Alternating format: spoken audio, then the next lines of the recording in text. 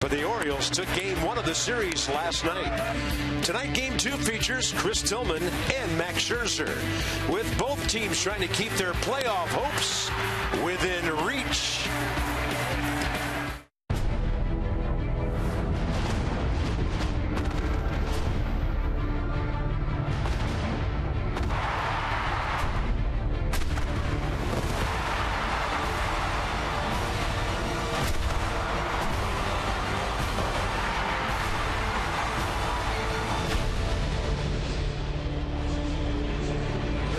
Another gorgeous night for baseball in our nation's capital. Yeah, go Nats indeed. Fans scanning their tickets. By the way, the guy on the left is 0 for 11 career against the guy on the right. Let's hope it stays that way. Machado and Scherzer could be one of the big matchups in game 2 tonight. The Nats have to get back on the winning track, dropping a weird ball game here last night.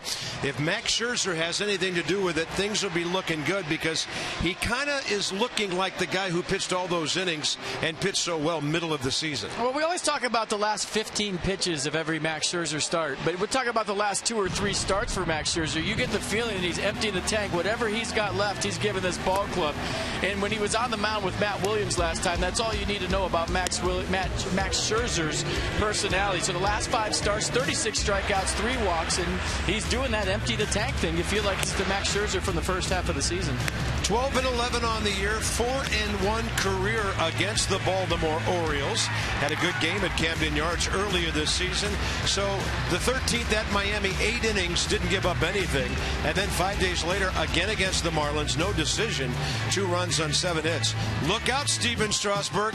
Max Scherzer may be the all-time single-season strikeout guy soon. He's got 237, 242 is the record, so he needs 6 strikeouts. And get this, he struck out 6 or more in 26 of his 30 starts. So looks like a good chance it might happen here tonight. Yeah, and really not that amazing that the same names keep appearing on that list.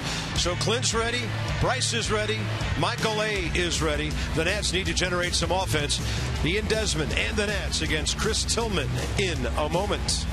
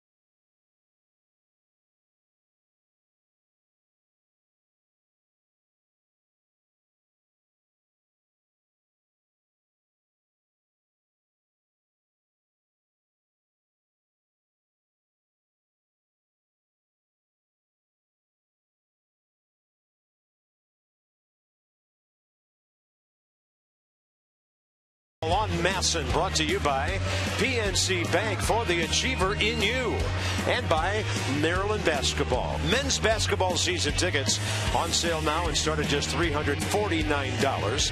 Visit umterps.com or call 1-800-I'm-A-Terp. Fear the turtle. Nats looking for a Curly W at home tonight. The Mets are throwing Bartolo Colon against the Braves and Williams Perez up in New York. So back to the winning track is where Washington needs to go. Beautiful night. Clear skies. Just about at twilight time right now. 72 degrees. It is a postcard middle of September evening. The Orioles are 7th in the American League in runs, 4th in homers, and Chris Davis is the big reason they have 200 home runs with 43 of his own, 110 RBIs, number 2 to Josh Donaldson of Toronto, who has 120, and Chris Davis also has 7 career hits and a home run against Max Scherzer, who faces the O's for the 8th time in his career. Fastball averaging a solid 94 miles an hour. Slider, curveball, change to complement. 7 strong innings his last start against the Marlins. Gave up 2 runs on 5 hits, struck out 6, walked 3 through 104 pitches, and had an eventful trip to the mound with his skipper, asking politely to stay in the game. I won it. Here we go. 7:06 first pitch. Swing and a miss. Gerardo Parra. Parra 328 in 100 games with Milwaukee. Traded over here for a minor league pitcher. And we'll see what the Orioles have in mind for a long-term plan, if there is one, with this guy, who's one of the best defensive outfielders around. 222 in 44 games with 15 RBIs for the Baltimore Orioles, who are 2 games under 500. And a ball hit hard to right center. Bryce Harper back and over, and he's got it. That thing stung to the tune of about 370 feet. Well, you just saw Bryce in right field. Michael Taylor's in center. Jason Worth is in left. Desmond Escobar, the left side of the Nats infield tonight. Rendon Robinson, the right side of the Nats infield tonight. And Wilson Ramos back behind the plate. 6th year in the big leagues for the home plate umpire Mark Ripperger tonight. Ed Hickox, Alan Porter, and the crew chief Brian O'Nora, 1st, 2nd, and 3rd. There's O'Nora, who had the plate last night. Manny Machado, the hitter. Scherzer ahead. Manny 7th in the American League with 170 hits. He has scored 93 runs. 1-1.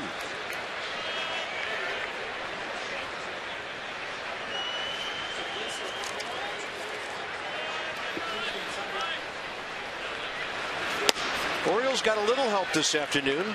Angels beat the Astros, so Baltimore 4.5 back in the wild card race over in the other league, but a bunch of teams, a handful of them in front of them. 2-1 pitch.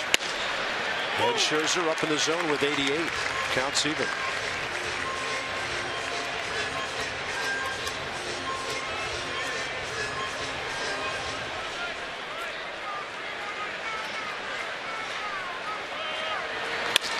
Ripped. Backhand. Escobar throws on target for a great play. 2nd out. Orioles have hit 2 balls well. The Nats have taken 2 hits away. A good running catch by Bryce Harper on Gerardo Parra. Now, Yunel Escobar with a nifty little play on a short hop bullet topspin job off the bat of Manny Machado. Gets to his feet quickly, slings it across the infield. Max Scherzer fired up. Nice play by Yunel Escobar. That was a beauty. And Escobar running out beyond second base now. Ian Desmond stays home. Scherzer goes for a stroll to give them time to do that, with the left-handed power guy Chris Davis coming in. Davis has a 3-game hitting streak with 5 hits. Scherzer starts him with a breaking ball. When you dive for a ball in the early innings, you get mud all over your glove. Check out the outside of Yunel Escobar's glove. Recently watered dirt. You do that once that dirt dries, it just kind of dusts off. But look at Escobar's glove, how wet it is with mud. And you look at the inside, that's a bunch of stuff from the season. You get a good goo in there when you spin into it, and it helps the ball stick in your pocket. That's why you see guys spin in their glove all the time. There's maybe some rosin from the ball from the pitcher throughout 6 months. There's dirt in there, and maybe a little pine tar from a pine tar rag just to get that inside the pocket sticky. And you got to moisturize it with spit. So you're trying to tell me that over months and months that thing turns into a pocket of filth? It does, but a good filth. Yeah. It gets like gooey, and that's why you spit into it. It dries out every night in your locker, and you have to get it lubed up for the game. 3-1 pitch, way inside. Didn't miss Chris Davis by much, then it slammed off the backstop. So the Orioles have a base runner. Max Scherzer only his 30th walk of the year in 205 2/3. I just kind of cut that fastball off and did it graze Mark Ripperger in the leg or the arm. I think it got him in the hand. And third base umpire Crucci Brian Honor coming down to check on his teammate. Yeah, it did get him in the hand. They want the Nats training staff to come out, so Lee Kuntz is out of the dugout. Watch his right hand. Right when it gets past Chris Davis, it's on his leg, and it got him square, maybe in the right thumb. And that's a 90s plus fastball, and you wonder if it broke something in there. Well, look at the lump in there. He really took a shot.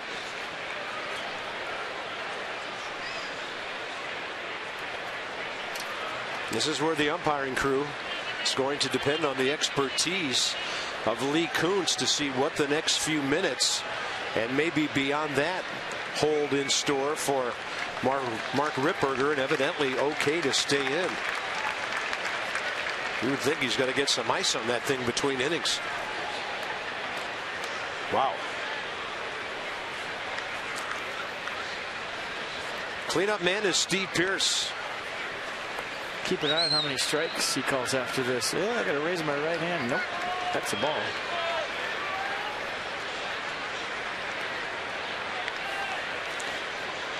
Pearce an RBI double last night in 4 trips. And Scherzer starts out both the 3 and 4 hitters with breaking stuff.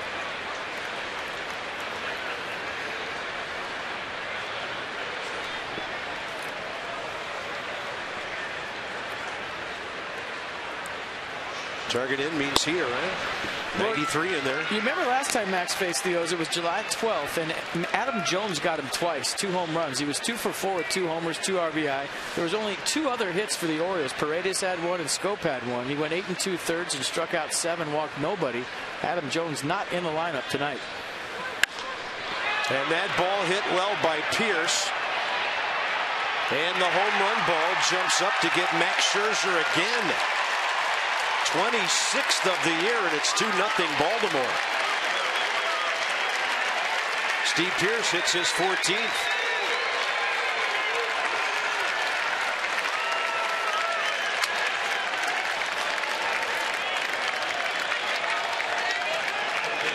Adam Jones not in there tonight, but Steve Pearce is. You see the location mistake. Wilson Ramos wanted it down and away. The ball tailed up and in right into Pearce's turbo zone. He turned on it, and just like that, it's a 2-0 game.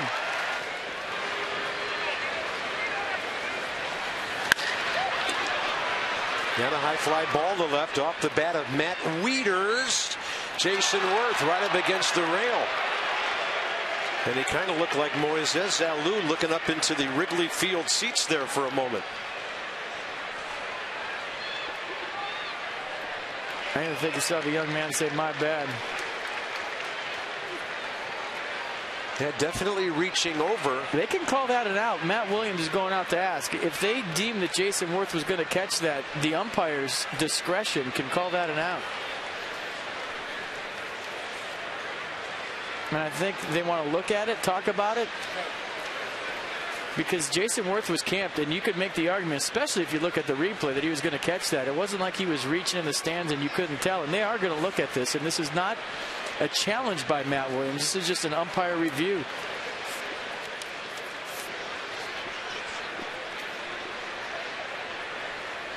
Well, it looked to us like Jason Worth was in a good position to catch that ball. Yeah, I think once they look at this, there's a good chance that Matt Wieters might be out. Fan definitely reached over the rail. I think you look at Jason Worth and how he was camped. He wasn't moving. He wasn't jumping into the stands. He was just camped underneath it.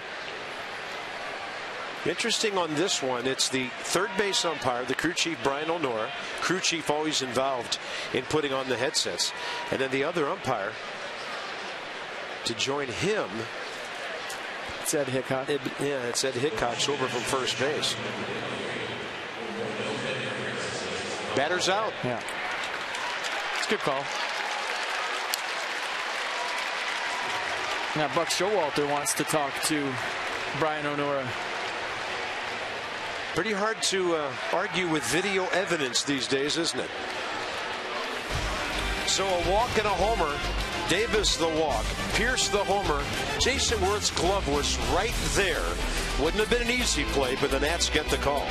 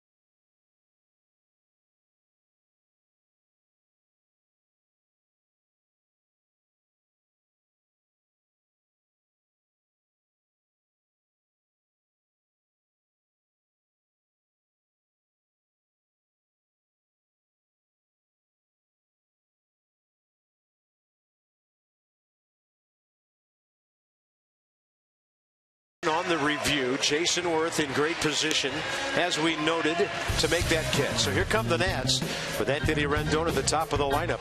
Second in the league in runs to Arizona, third in home runs, and Bryce Harper last 22 games just absolutely tearing it up. If you think 406 is good, how about his numbers for September? 429.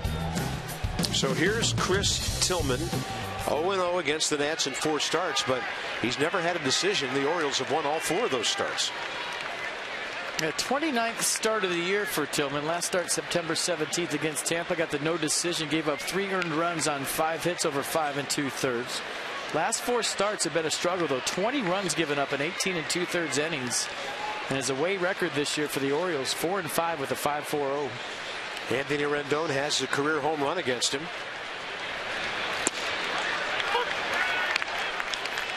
87 to the outside edge for a strike.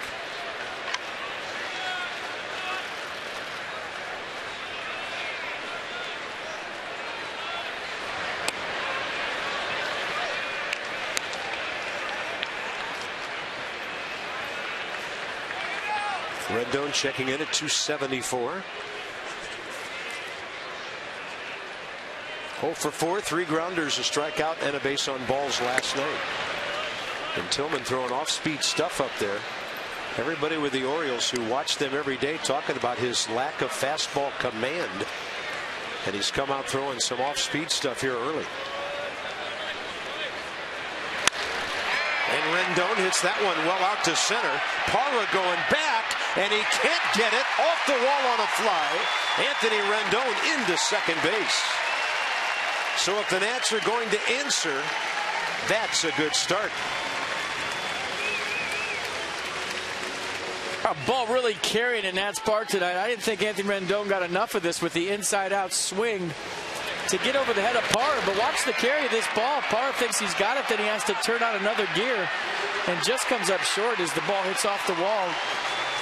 So that's how this one starts for the Nats. A leadoff double for Anthony Rendon, and there goes the no-hitter. 75th career double.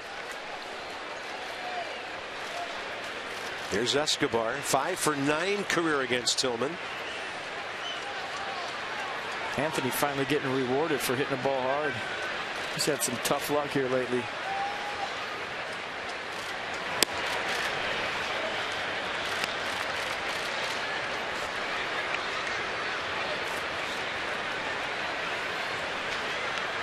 You know, the only thing that Jason Worth's catch was missing was the Moises Alou temper tantrum after.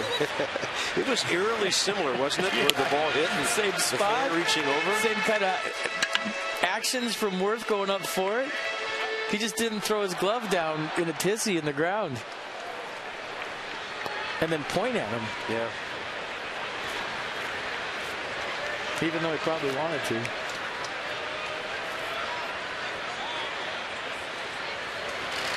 Up the middle, base hit. Rendon coming around. Parra just now picking the ball up, so there's no throw to be made.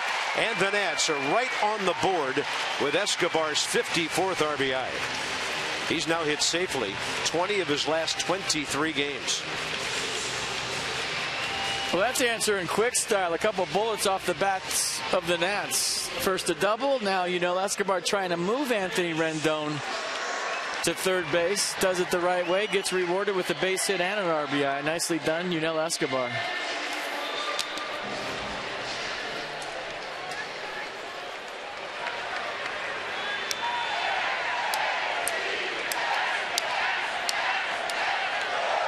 Bryce going to try to move himself over right here. Harper against Tillman, 1 for 6. Shift on.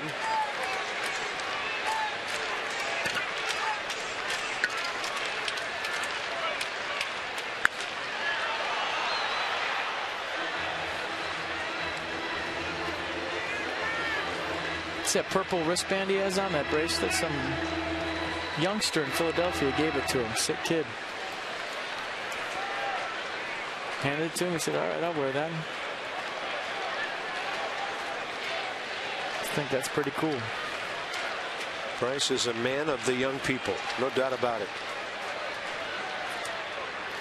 And that's well inside. Orioles didn't pitch to him much last night. 3 walks. He made 1 out, a pop fly to the shortstop, J.J. Hardy, who is out beyond the umpire, kind of where he is right now in the shift. Buck Showalter really moves his defense around a lot. Even did it for some right-handers last night, especially Michael A. Taylor. And now it's 2-1 as Tillman falls behind.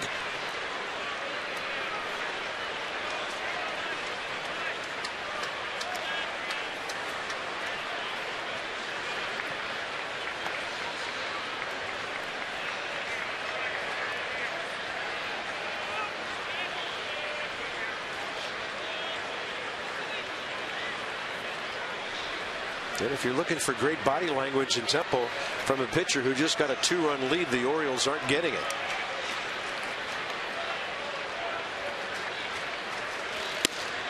That's in there. Cutting to the inside edge. 2 balls, 2 strikes. That changeup at 82.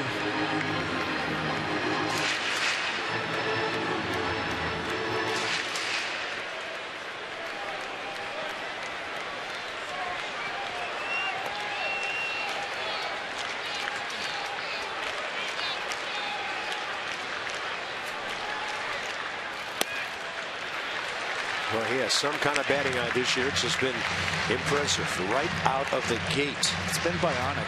Wow. Steve Austin like. Evidently, Bryce is seeing things other hitters don't see right now. He's walked 118 times, a new Nats record. You know he wants to swing the bat with guys on base. But if it's not a strike, he's not going to swing. 2 on, nobody out. Bryce Harper has driven in a lot of runs this year, but he also knows how to keep the line moving. So the defense for the O's, Pierce, Parra, Flaherty, your outfield. Hardy, Machado left side, Scope Davis right side, Matt Wieters behind the plate. Ryan Flaherty, he had a little outfield in 2012, played an inning and 2/3 since then. This is his first inning and his first time in the outfield this year for the O's. Jason Worth now. Like Harper, 1 for 6 career against Tillman.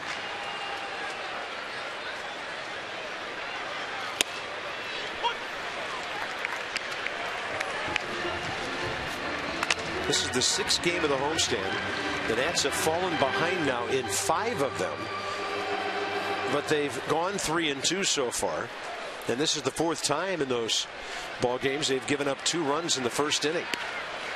Battling back a lot. That's a rocket, and out at second base is Escobar.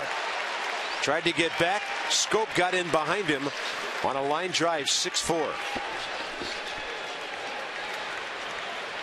Well, maybe not the way Chris Tillman thought it up, but a double play for the Orioles nonetheless. Jason Worth hit the tar out of that line drive, and Yunel Escobar had nowhere to go. I mean, he really didn't make a mistake other than that little jab step. You see him square up to the ball, get back. It was just hit too hard. That's a hang with him. Good swing by Jason Worth. Good try by Yunel Escobar getting back. And so far in this one, Chris Tillman not fooling anybody.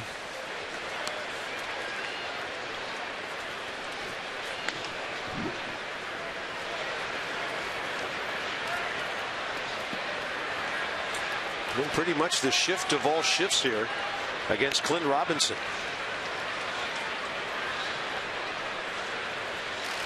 A lot of traffic if Clint looks to his right of the pitcher. I kind of lost track after a while, but I think Clint Robinson hit 400 taters in batting practice today. That's a lot to count. Yeah. That's why I lost track. 10 for his last 31 after 7:05 or 4:05 or 135. 4 walks, a homer, 3 RBIs his last 8 games. 2 for 3 career against the Baltimore right-hander. Clint got the start in that game Sunday, July 12th, and had 2 singles, 1 to left, 1 to right center. Ball 2.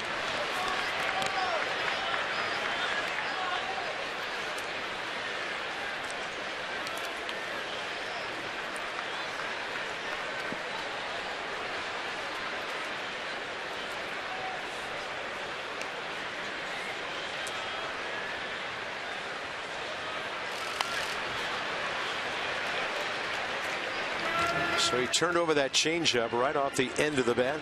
So the two-headed efficient ball player taking care of first base right now. Look what the left-handed hitting Robinson and the right-handed hitting Moore have done. Since the 8th of September, according to our STG numbers. Well, you give Tyler a start. He's been doing big-time damage. Yeah, more playing time. 2-2.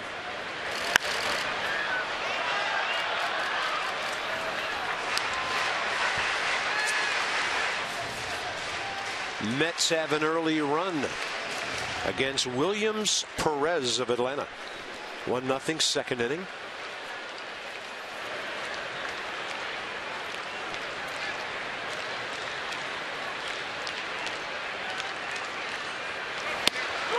Clint Robinson called out. Fastball got him on the inner half. So the Nats score a run on the Rendon double. The Escobar base hit. Long first inning for both pitchers.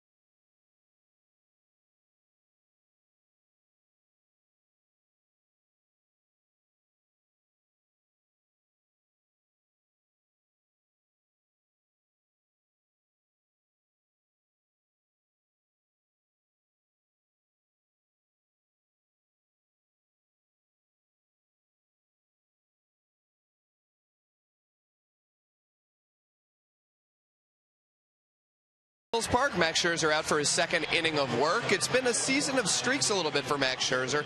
Got off to a fantastic first half of the season, then hit some bumps in the second half before putting things together his last two outings. I asked Matt Williams earlier today what he thinks has been key for Scherzer over these last two starts when he's been pitching well. He said two things. The feel for the changeup has been important for him, and it will be again tonight with the Orioles having four lefties in there. Also, fastball to his glove side. That's down and away to righties, down and into lefties. Williams says that opens everything up. He's found that pitch again recently, although it looked like that fastball command a little off in the first inning, guys. Yeah, Max really still not giving up many hits when he pitches. It's just been the home run balls. And when you're talking cars, you're talking Coons. That's Dan with our Coons.com sideline report.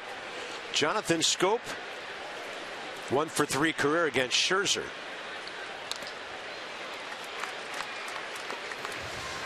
The fastball command, I think, to the arm side has been the bigger problem for Max in the second half, where he's trying to go down and away to lefties, and he's cutting it off and pulling it into them, into their turbo zone. Which, right there, you see, that was supposed to be down and into Schoop. He pulled it across the plate, and that's just a matter of reaching out and extending.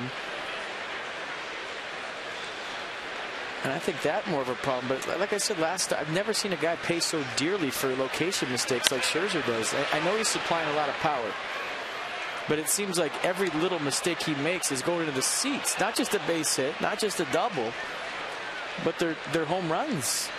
And that part is what leaves you scratching your head. 2-2 pitch. High in the air and foul. While we have a moment, congratulations to one of our great ladies here with the Nationals, Carolyn Cardozo and her husband Michael. They are new grandparents. Jack Cardozo Levy arrived today, 7 pounds 14 ounces. To Eden and Ben Levy, proud parents, and congratulations Carolyn and Michael. Grandma, Grandpa, well done. Now they want a curly W to go with that. 2 balls and 2 strikes to Jonathan Schoop, who's hit 14 home runs.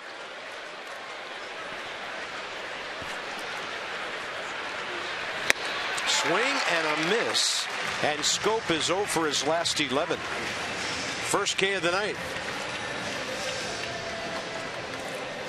96-mile-an-hour fastball right by Jonathan Schoop. I mean, Jack's a good name, but I was thinking they should have named him Bryce. STG Inc. Strikeouts per 9 innings this season. Scherzer and Kershaw, the top 2 National League guys. Max Scherzer came into this game second in strikeouts to Clayton Kershaw. Max now has 238, Kershaw 272. And he's also in the top 6 in innings, starting tonight with 205. Masson Dan has a nice ring to it. I don't know. Some things should not be duplicated. Yeah, I guess just watch where Ramos is set up and watch where the pitch is. You see that? That's what I'm talking about. To the arm side, to me, has been the bigger issue for Max Scherzer in the second half. That's another example. 1-2 pitch with 1 out.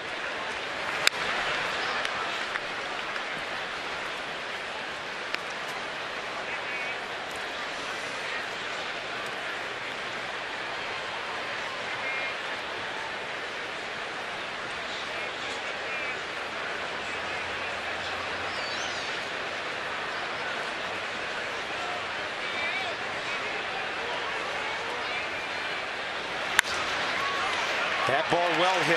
Well caught by Desmond. Ian just can't get a handle on it.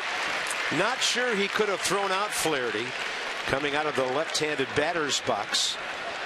And that one ruled a hit all the way with 1 out. Well, it would have been interesting because the ball was hit hard. Flaherty can run, but Ian Desmond also has one of the better arms of any shortstop in baseball. So if he transfers this, you just wanted to see the throw. What a great glove play by Desmond, but he's had trouble this year putting the ball into his bare hand. We've seen that a few times. Great hustle, great effort. There's J.J. Hardy. That's a good running 94 to the outside edge. Already hitting only .214 this year. Career against Scherzer 4 for 26.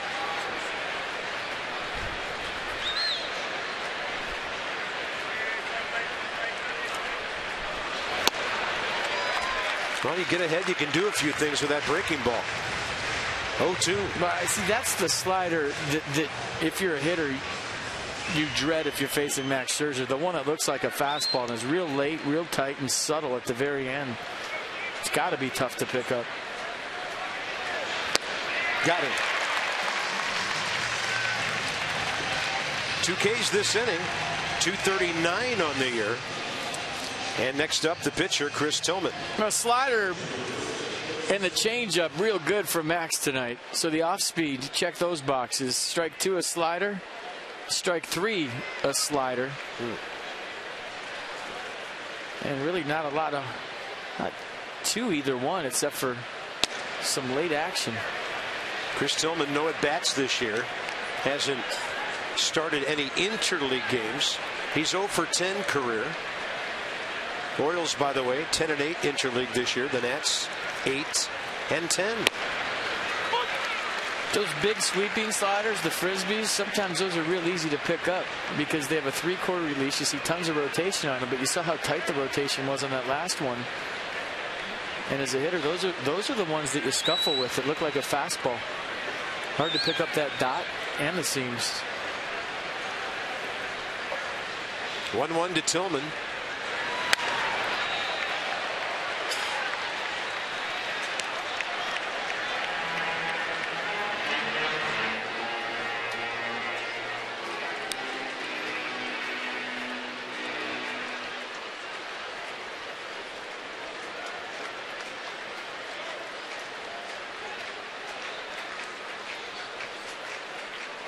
Outfield around to the right. Bryce Harper shallow in right.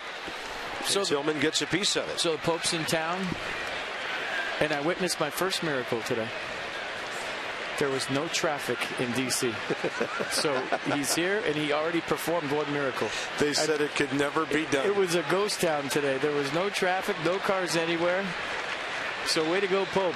Good luck tomorrow, everybody. I can say, see the miracle.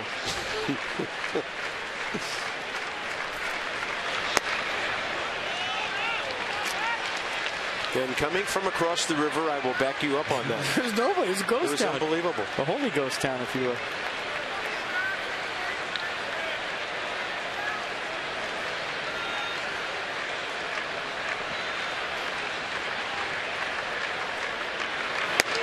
Scherzer just powers the fastball in there.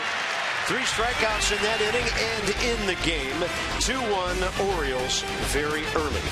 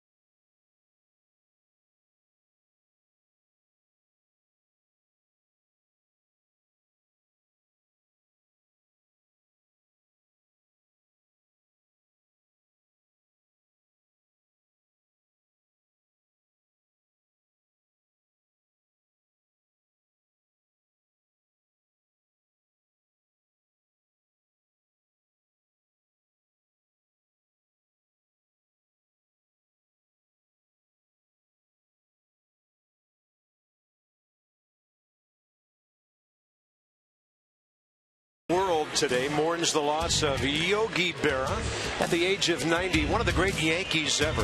18 of his 19 seasons in pinstripes, into the Hall of Fame in 1972. Three-time MVP, 14 World Series appearances. They won 10 of those. 18-time All-Star. And it was interesting. Casey Stengel never called Yogi his catcher. He always called him his assistant because Yogi ran the game on the field for Casey Stengel and all those great Yankee teams. Yeah, 358 homers, 1,430 RBI, 10 World Series rings, and don't forget a war hero to boot. Yeah. 45 World Series games where he hit 335. And more important than that, Carby, he treated everybody the same. It didn't matter who you were. In my experiences with Yogi in Yankees camp, I mean, he would hold court after the games. You come out of the game in the fifth inning, and we'd all sit around and listen to his knowledge of the game, his stories, and his humor, and he would just captivate the whole clubhouse. So you come out in spring training like the fifth inning, and we would all sit back there and listen to Yogi, and he would just hold court. High fly ball, Ian Desmond. First pitch, bottom of the second. Ryan Flaherty there. And a lot of Hall of Famers, when they come into a clubhouse, they beeline straight for the Bryce Harper of the team or the superstar of the ball club, and they just walk by everybody else. And I've seen it happen a number of times. They want to find the star in the clubhouse. Yogi Berra wasn't like that. If you were the 25th guy, you were the clubhouse guy, or you were Derek Jeter, he treated everybody the same. Yep. And that's the biggest compliment that anybody can get. He treated everybody as an equal, and he was one of the nicest gentlemen you could ever possibly be around. We were in St. Louis recently. My sisters and I went out to lunch. Dave Jagler came with us, and we were over on the hill in Yogi's neighborhood, Elizabeth Avenue, where he and Joe Garagiola grew up on the same street, has now been renamed Hall of Fame Way. And it was very cool just to take a drive by there and check out the little Italian restaurants on every other street corner, about 8 blocks from where I grew up in a row house there. And we are all proud that we were close by where Joe and Yogi grew up. 1 ball, 2 strikes outside to Michael A. Taylor. 1 for 2 career with an RBI against Tillman. By the way, Yogi had one season where he had 28 home runs and he struck out 12 times. Yeah, I saw something today where Bryce Harper has 1 more strikeout in his career than Yogi Berra had 19 seasons. So yeah, it's pretty good. Yeah, and he was a bad ball hitter. He was Vlad before there was Vlad, swinging at everything and getting his hits. Yogi Berra. Wow. Favorite Yogi quote? It's not one that you'd think of. He said, "I'm not going to buy my kids an encyclopedia. Let them walk to school like I did."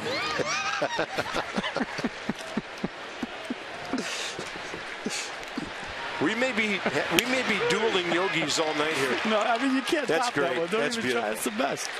My favorite is when he came to camp one year. No, just one. Okay. Came to camp one year, and the clubhouse guy said, "Yogi, what size ball cap do you need?" He said, "I don't know. I'm not in shape yet."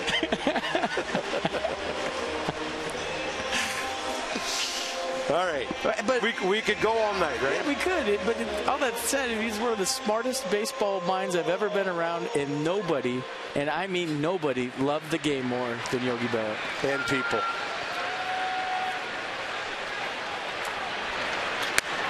I know Joe Garagiola has to be hurting today. Best friends all through life. One a Hall of Fame player, the other a Hall of Fame broadcaster. And Joe, really not a bad catcher.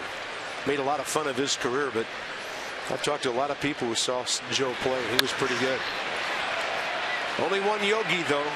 Flaherty against our catcher, Wilson Ramos, takes that fly ball. 1-2-3 go the Nats in the bottom of the second. Baltimore 2-1.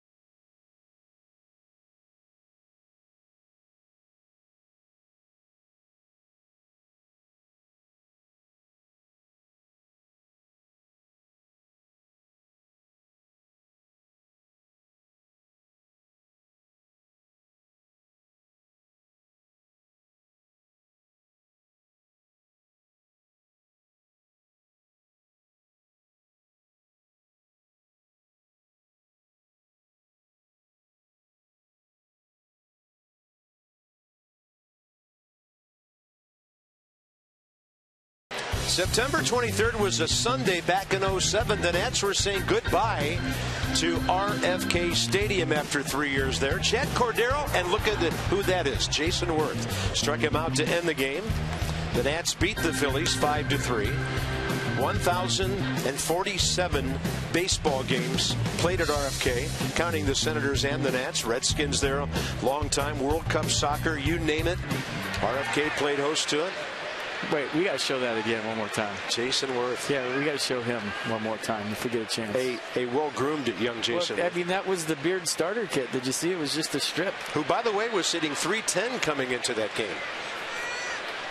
Look at, that's how the Beard started. Can't really see it right there, but a long time ago and a land far, far away. Max Scherzer with a breaking ball.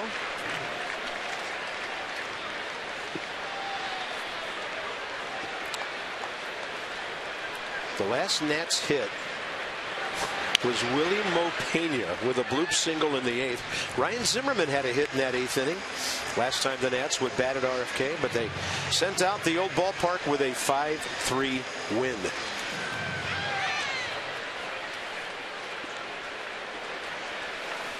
Gerardo Parra, I mean, he scorched one out to right center first time, and Bryce Harper ran it down. No balls, 2 strikes here in the 3rd.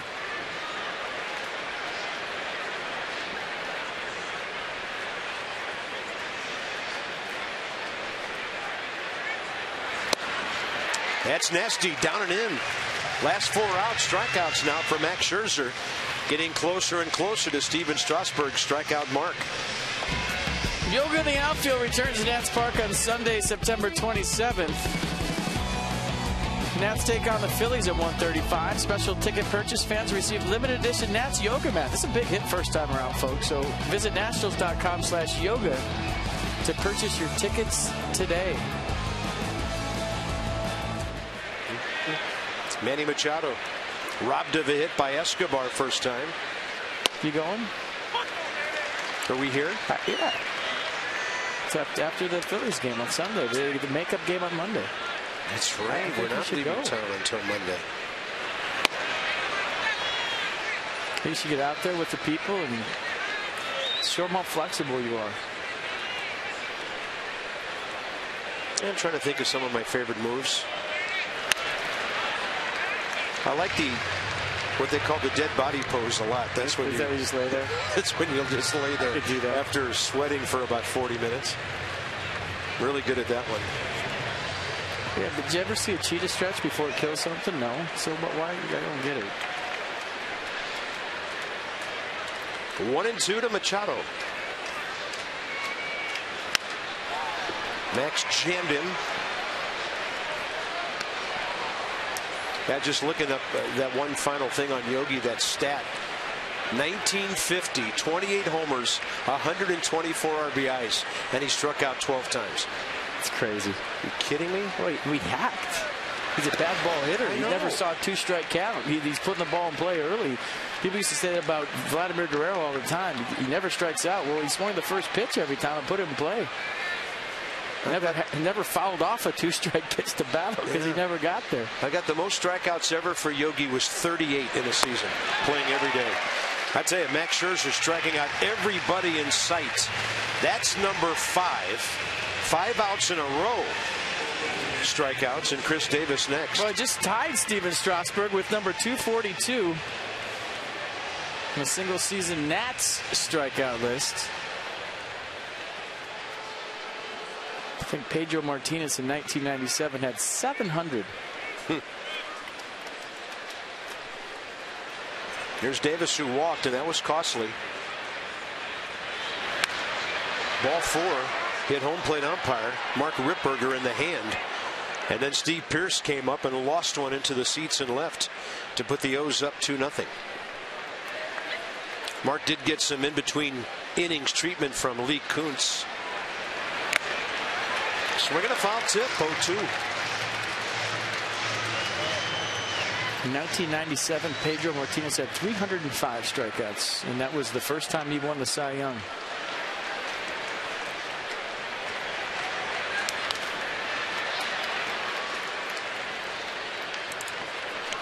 And if his offense would have gotten him any kind of run support, he would have won 20 games in his sleep.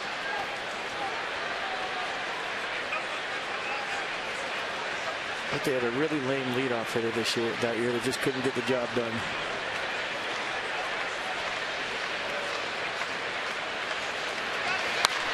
A ball hooked, and he beats the shift. Hooked it around Robinson to the left of Rendon and into the corner as Chris Davis has his second double of this series. That ball was smoked. Smoked and perfectly placed. Talk about beating the shift. Steve Pearce now. Yeah, bodies diving everywhere for this one. Chris Davis stays on that slider. Nice. Watch his head go to the baseball. His hands right to the ball.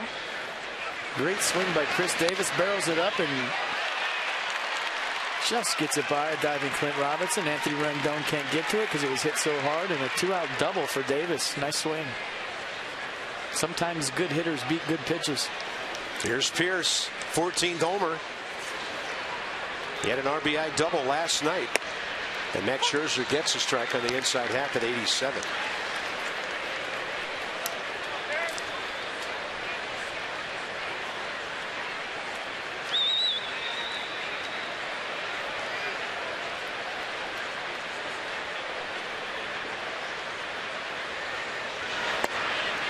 Now, based on a small sample size of seeing Steve Pearce play, and I could be totally wrong with this, but he seems like a turn and burn guy, a guy that's going to pull the baseball every single time up or want to pull. He's up on the plate. And the slider away or the fastball away seems like it would work against him. Could be wrong, though.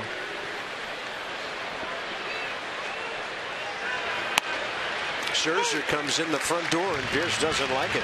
Similar to strike one, and now it's 1-2. Well, these are both sliders that back up on Max. He wants that to go down and away, and just kind of an overthrow, fingers on the side of the baseball, squirted out and didn't really break. Well, Pearce had a beef on that one, according to Pitch Track.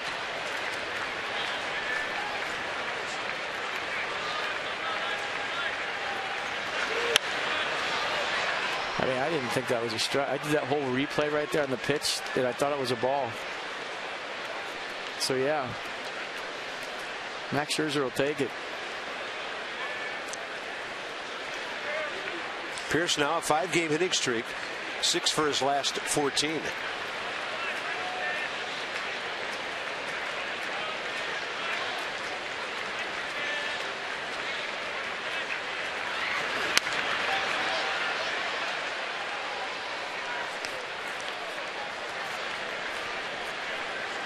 That homer was the Orioles' 201st of the year.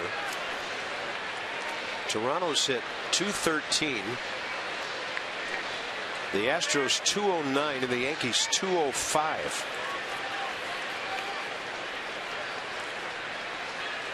Those numbers coming into this day.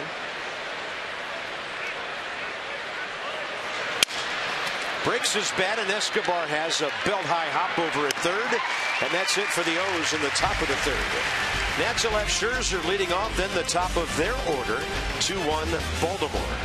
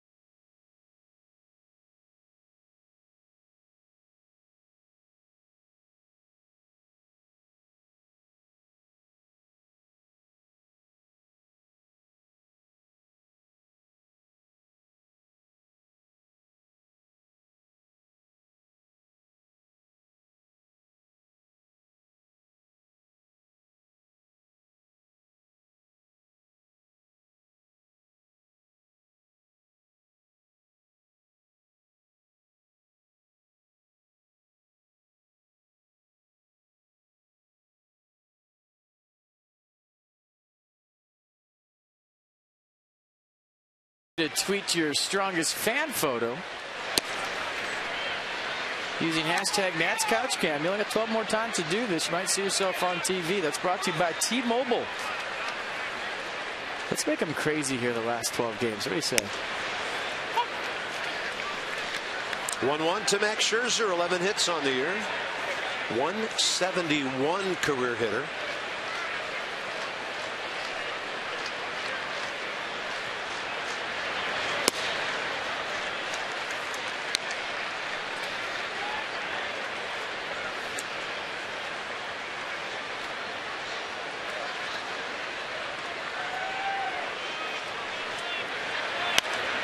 Pretty good hack.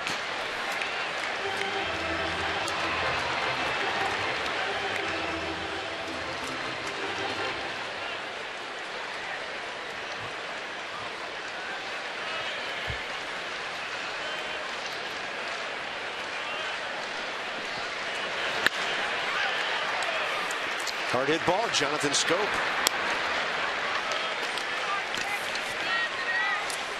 Steven Strasburg and his friends from Toyota celebrating Keys for Kids at the ballpark today. Steven getting together for pictures and autographs well before the game. You know that number 37, we give the children's in at NIH, $37 for every strikeout.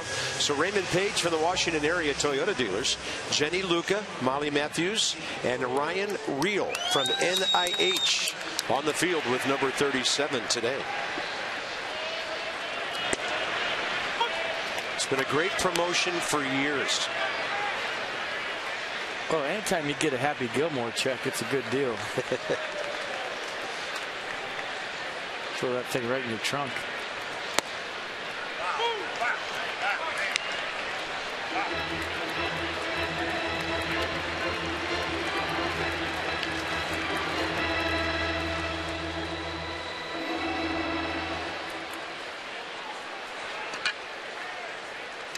Anthony Rendon doubled off the Geico sign way out in right center beyond the scoreboard first time.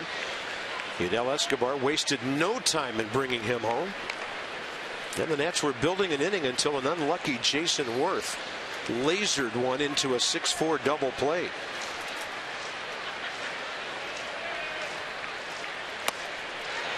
And Rendon is down on strikes. Third K of the game for Chris Tillman.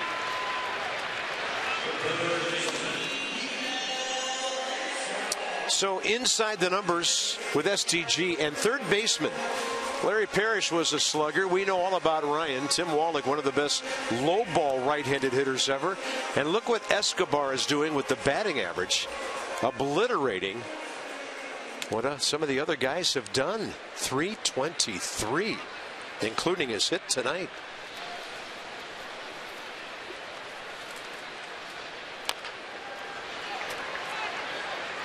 That's a fair ball. Escobar just got tagged and he's arguing. He is really mad at the call of Mark Ripperger. Ball to the feet of the hitter, and the umpire said it was fair. 2 unassisted with a tag, and Matt Williams will talk it over with the home plate umpire as the grounds crew comes out and starts dragging the infield.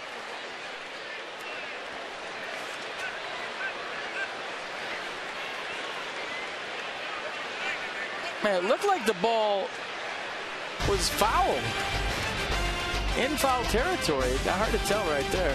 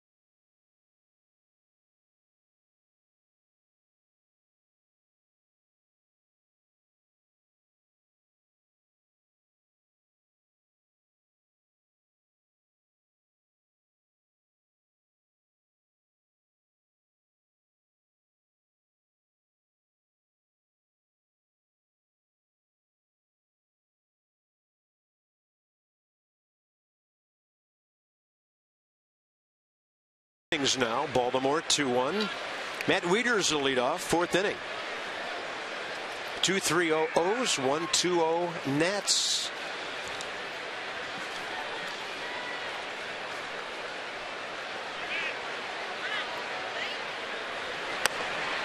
And Max Scherzer drills the 93 in there. Wieters out down the left field line on that Jason Worth would-be catch, with a young fan interfering. First time up, ended the 1st inning. And Wieters gets around late.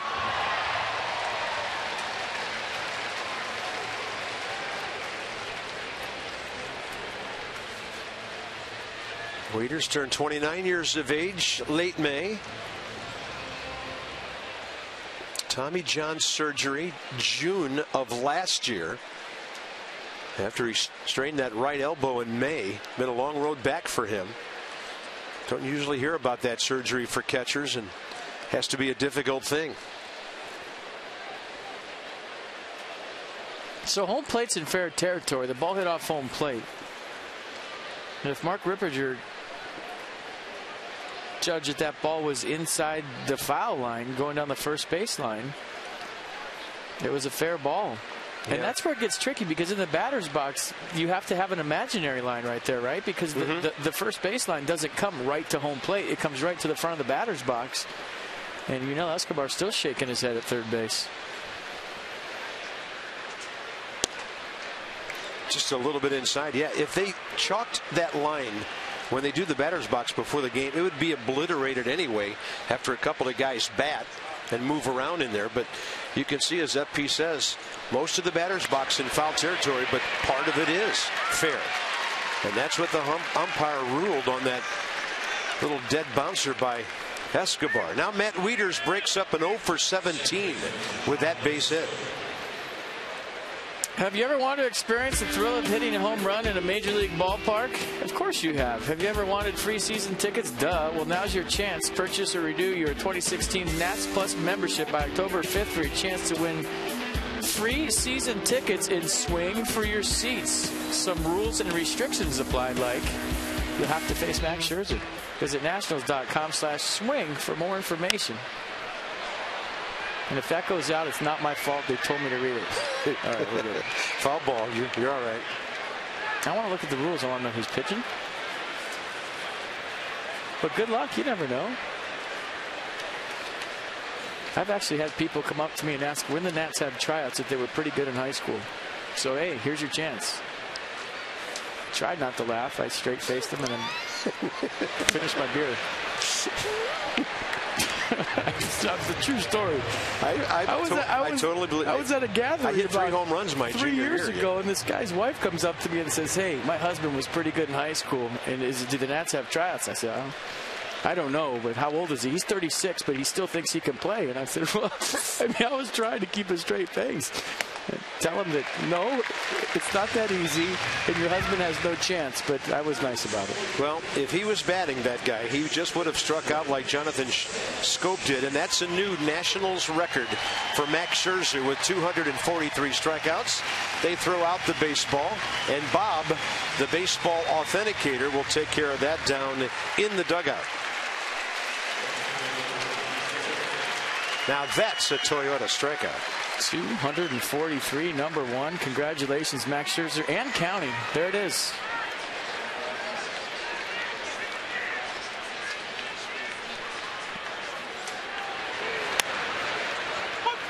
Strike to Ryan Flaherty, who got the sharply hit ball into the glove of Ian Desmond, first time up. So the Orioles have 1 hit in each inning. The Nats 2 in the first and nothing since.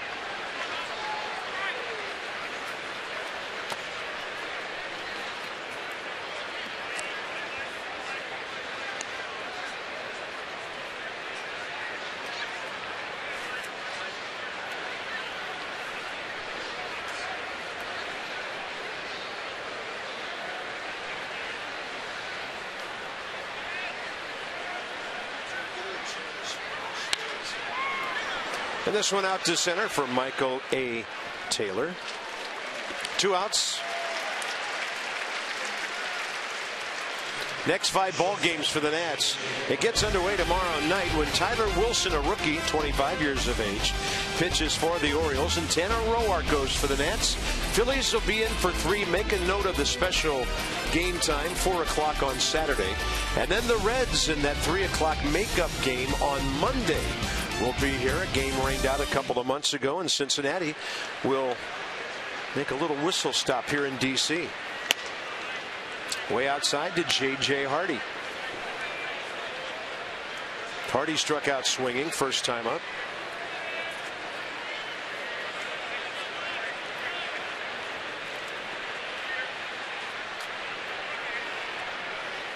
And Scherzer with 95. Well, here in the National League, this is where you want to go after the number 8 man, have the pitcher lead off next inning.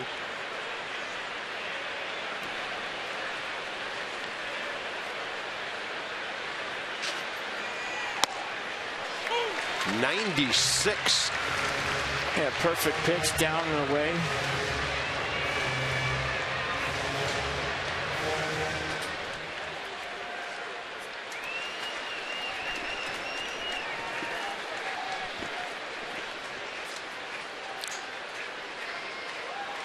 And Scherzer, 5 strikeouts in the last 2 innings, and just striking out everybody in sight right now. That's number 7 on the night, and it remains 2-1.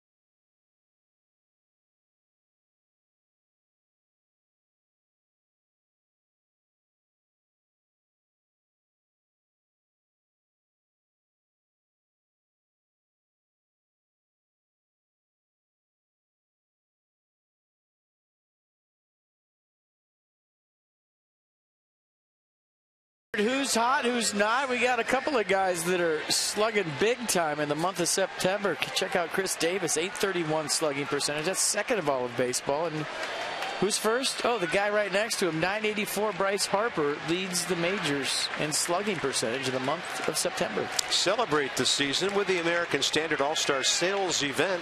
Visit MidAtlanticComfort.com for amazing rebate and financing opportunities. Bryce Harper goes up hacking, bottom of the 4th. Yeah, you guessed it. The Orioles walked him first time up. 4 times in the series. And in 2 games, Bryce 0 for 1. So on the year, 121 Ks and now 119 walks.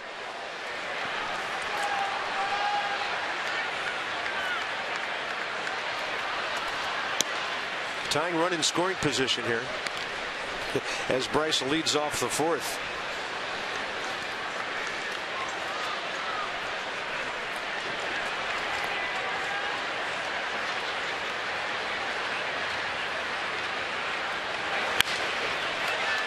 Talked earlier that the Orioles are 10-8 in interleague play. You might be surprised to know that their staff ERA in those 18 games is 2.75. So Buck Showalter's team has won a bunch of interleague games by pitching better, not just slugging. Last night was only the 10th game all year that they won without hitting a home run. Harper, and that's right where Manny Machado is, out there at a shortstop position. With more on Bryce Harper, here's Dan. Bob, Bryce was asked after last night's game if he gets frustrated in games where he might walk 3-4 times and the Nationals don't pick up a win, and he said, no, because I missed my pitch tonight. He said, I went 0 for 1, but I got a pitch I could handle. It should have been a 1 for 1 with 3 walks. Instead, it was an 0 for 1 with 3 walks. If I want to complain about it, I need to deliver on the pitch that I do get to hit. He said, I didn't do that last night, so he could only be mad at himself. Well, he really needs to work on that in the offseason. You know, in Hockey Carp, they have exit meetings with the players, and they tell them what they need to work on in the offseason. What are you going to tell Bryce Harper he needs to work on in the offseason? I mean, he's had an historic season, and he always wants to get better, but there's really no aspect of his game that was weak this year. He played a Gold Glove quality right field. He's got a few errors that he doesn't deserve on some really good throws. He's been taking great routes and ready for the baseball all year in right field. I mean, the offensive numbers speak for themselves. The way he's run the bases and how under control his game is, his throwing's been fantastic. I mean, what aspect does he need to work on for next year? I mean, there's really no holes in his game. So if you had a meeting with Bryce Harper after the season, you would just say thanks. Keep doing what you're doing and have a nice off season. Don't change a thing. Relax for a while, do your work, stay healthy, and we'll see you in Vieira. Now it's 3-1 to Jason Worth, who hit the daylights out of the ball. First time up, lined out hard to J.J. Hardy. Escobar tried to get back to second. 6-4 double play was a rally killer in that 1-run first inning. They give Jason right center.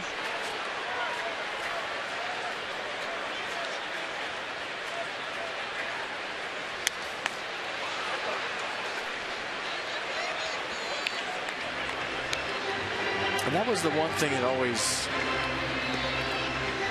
left me in awe of Barry Bonds, that it would see 20 balls in a row and then somebody would finally make a mistake out over the plate and it would be whack. It was gone.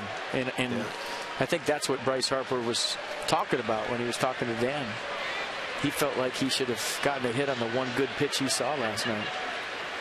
Worth, one hopper, back to the pitcher. Well, Chris Tillman, really bad numbers coming into this one lately, but pretty solid tonight. The Geico President's Race, and you know, Jason Worth is from Springfield, Illinois, the land of Lincoln. Abe from nearby Salem at times, and he's just going to take out the whole field right here. A bowling pin group of presidents, and then he comes home all alone. And Santa's GPS still all messed up. He's in D.C. Clint Robinson now, bases empty, 2 outs.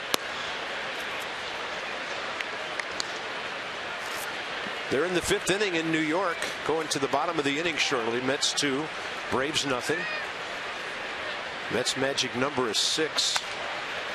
Robinson hacks one off to the left side, 1-1.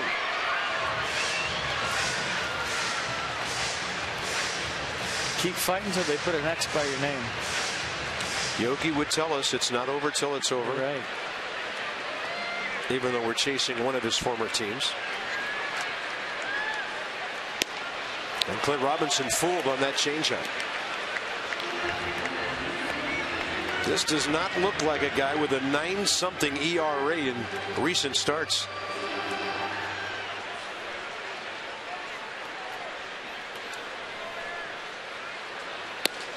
Then he's going to paint the outside edge with a fastball. Strikes out Clint Robinson, looking for the second time. 4 Ks in the game.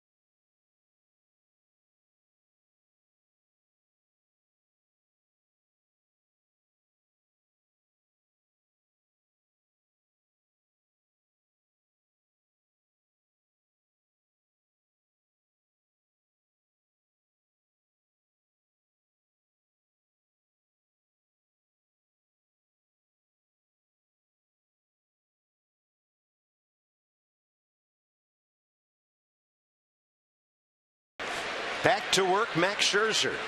Pitch number 75 coming. A little late for it there. Chris Tillman, who struck out looking first time. So Max 2 Ks last inning, 2 the inning before, 3 in the second.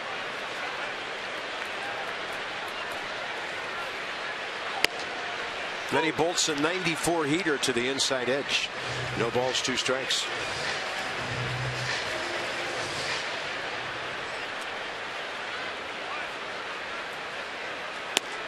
That's right there. Strikeout number 8.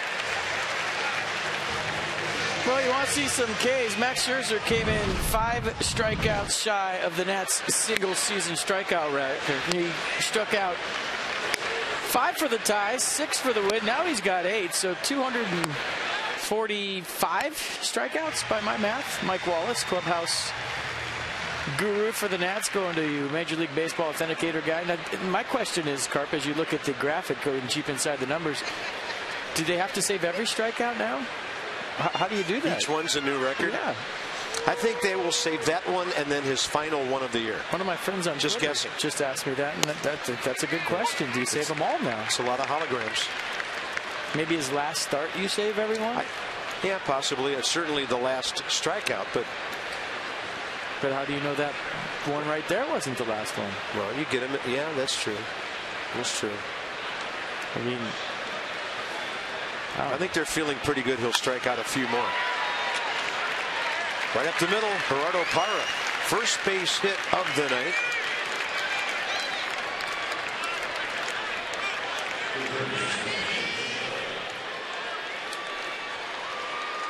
And the hitter with 1 out, 1 on will be Manny Machado, who has hit a sharp ground ball to third, robbed of a hit by Escobar, and then a swinging strikeout in the 3rd inning.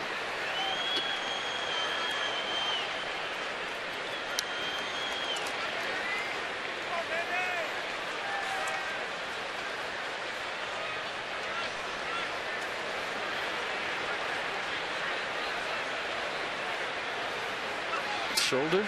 Yeah, looks like he's trying to stretch his shoulder capsule out or something there.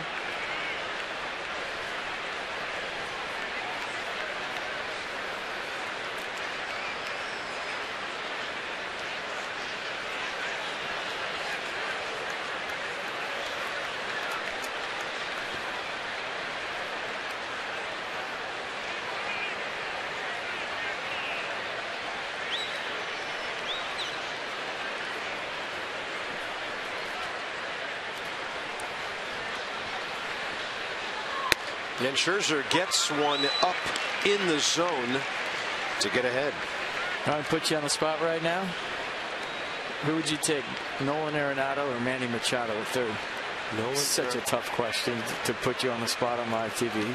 But what do you think? Well, Nolan Arenado has been healthier than Manny Machado, but it'd be hard for me not to take the guy who just turned 23 years old. See, that's where it gets tricky, right? Yeah. Arenado in his late 20s, if I'm not mistaken. I'm punching up my Rockies notes as you speak. Man, he's having an MVP-type season for the Rockies. Gold Glove third baseman. But the guy you're looking at right now, in my opinion, defensively, every bit as good as Arenado. And that's saying a lot, because I think Arenado is one of the best I've ever seen. But I also think he's going to be a Gold Glove shortstop, Manny Machado, someday soon. Yeah, and this may surprise you, as it just did me, because we hadn't played these guys much this year. Nolan Arenado is 24. Snap throw. Wow. Manny Machado really getting after Mark Ripperger for that strike call. Buck Showalter out immediately to get in between. And Manny Machado had a pretty good snap right there. 2 outs for Scherzer, strikeout number 9.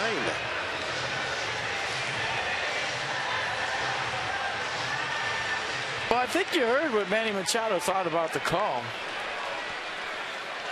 And Buck Showalter doing an excellent job of keeping his third baseman in this ball game. He was from 0 to 60 as quick as I've seen a manager getting out to home plate to get in the way of his third baseman being ejected.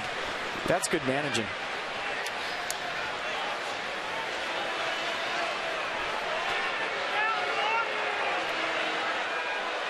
I mean, whether he thinks Machado's right or wrong, he kept him in the game. So we'll take a look at the pitch again together. Oh, he was trying to get time. And I thought he was trying to call timeout. He didn't get granted timeout. And then you heard the reaction. You saw him step out and you said, something's weird here. He didn't get timeout. Fastball down the middle, didn't like it. Yeah, better stay in there until the umpire yells time. And he bailed. Here's Chris Davis, who's had a perfect night with a walk, a run, and a double. He'll pop this one on a play off to the left side.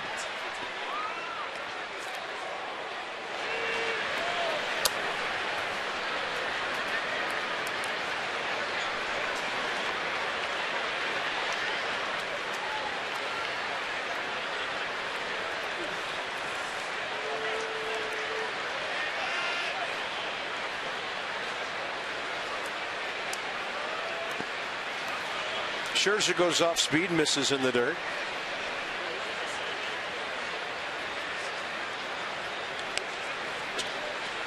Max is poised at some point for his 9th double-digit strikeout game of the year.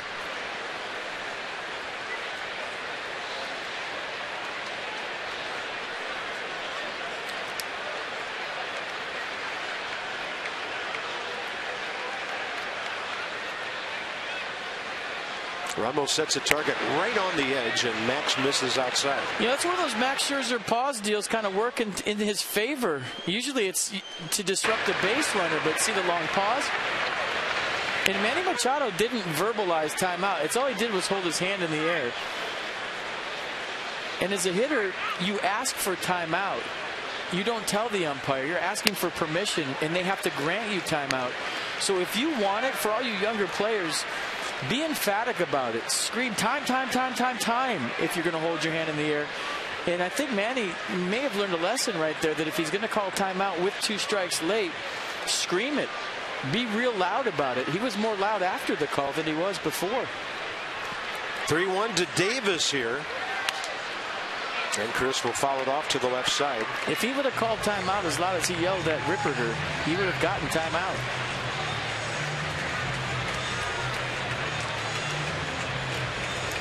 Manny Machado is now 0 for 14 career against Max Scherzer. Head start at first base on this pitch for Gerardo Parra. Home run guy Steve Pearce waiting.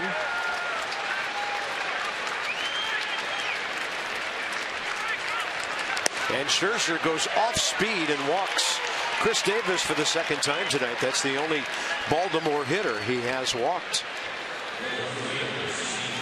Now the matchup with Pearce again.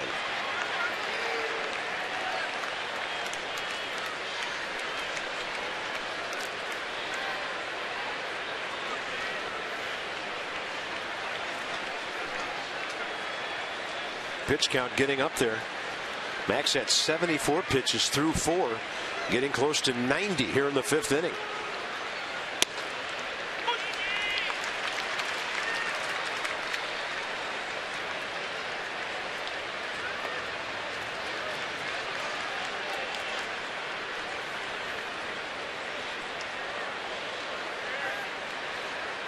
Remember, Max had a couple of strikes off the plate inside under his hands last time up. Goes up and in to jam him for that foul ball. Oh, good pitch right there, 0-2, to set up that slider down the way if he wants to try.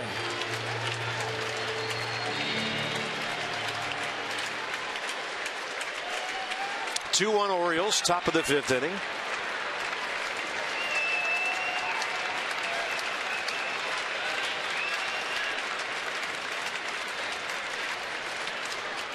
And he bounces one. Wilson Ramos, good job to keep it close. Parra had a pretty good secondary lead at second.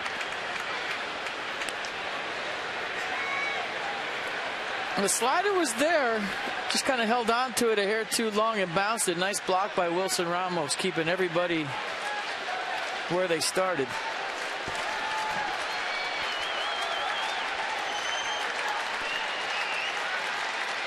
Now a 1-2 pitch.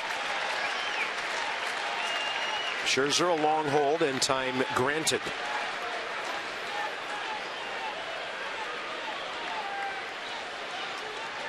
see Parra is kind of creeping off. But with 2 strikes and 2 outs, if you want to steal third, go ahead. I'm going to make a pitch right here and take care of the hitter. That's got to be your focus. Then well inside. 2-2. Max Scherzer has not had a 1-2-3 inning tonight.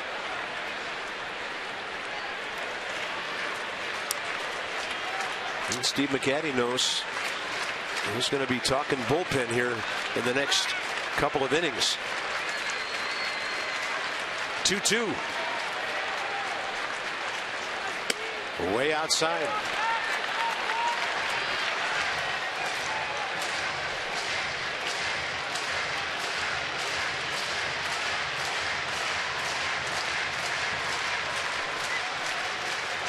Max Scherzer wants to talk to Wilson Ramos and make sure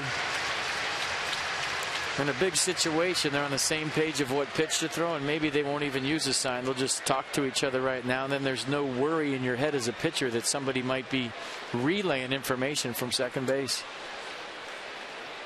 Whether they are or not, it just clears your mind when you have to make a big pitch to either use a different sign or go no sign at all.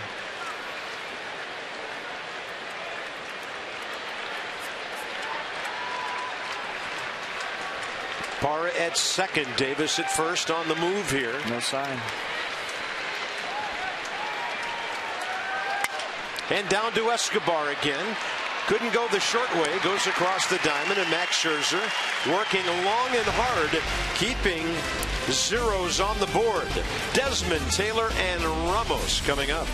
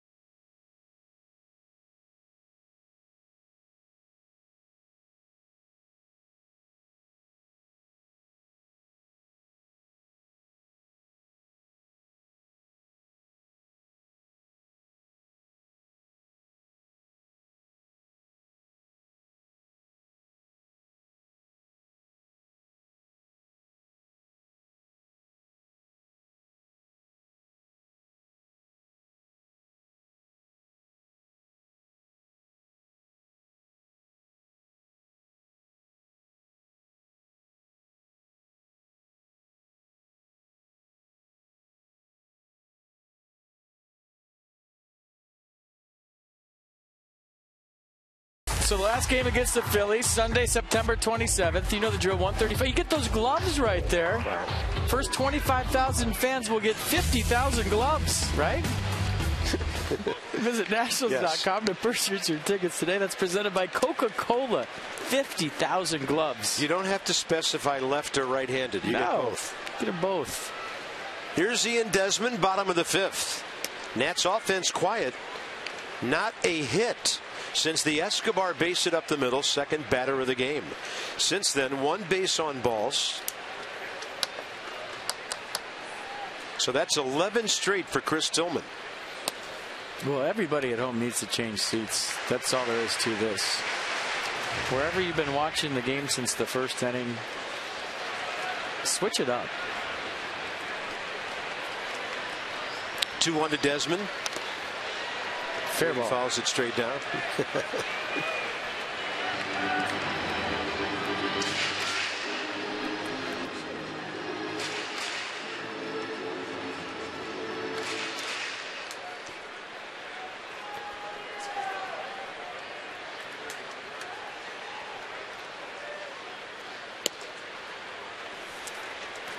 Fastball command has been pretty sharp tonight by Chris Tillman.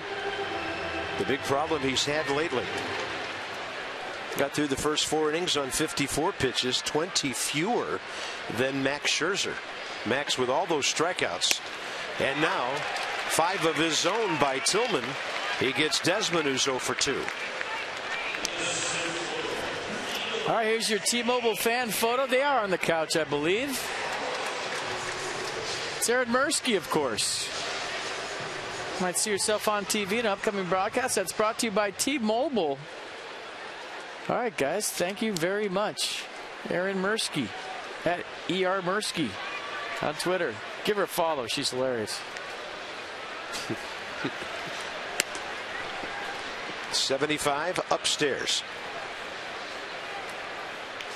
Taylor 0 for 1, called out on strikes in the second.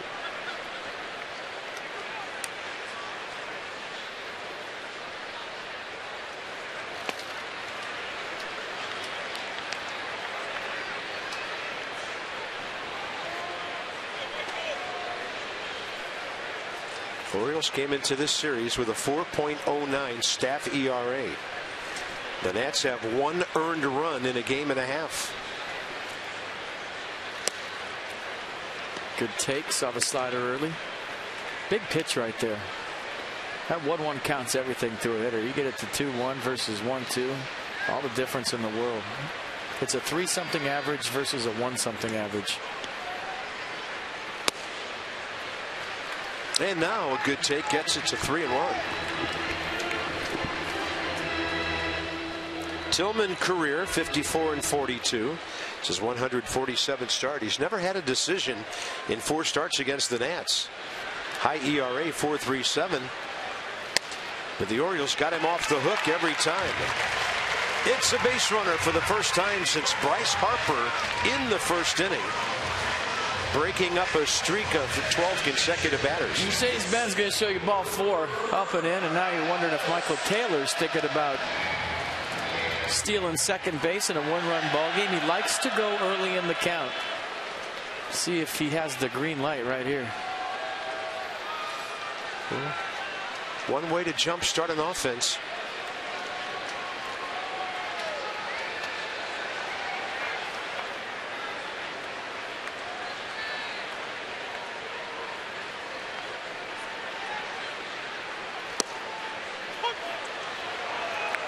Tillman got Ramos in a fly ball to right field first time. Don't think Wilson loved that call.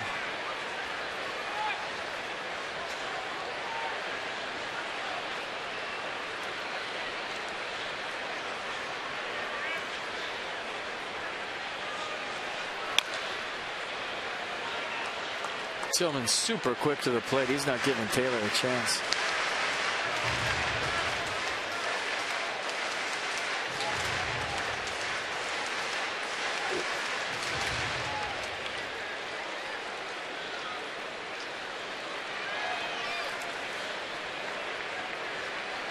Chris Tillman this year 2-0, coming in with a 2.18 ERA against teams from the National League East. The American League East over the National League East this year, 57-38 in interleague play. It's a better division. The Toronto Ball Club with its amazing offense and solid pitching. Yankees in the thick of things for the wild card if they don't catch Toronto 2.5 back. Orioles were in it for a long time. They were the wild card leader for the longest time.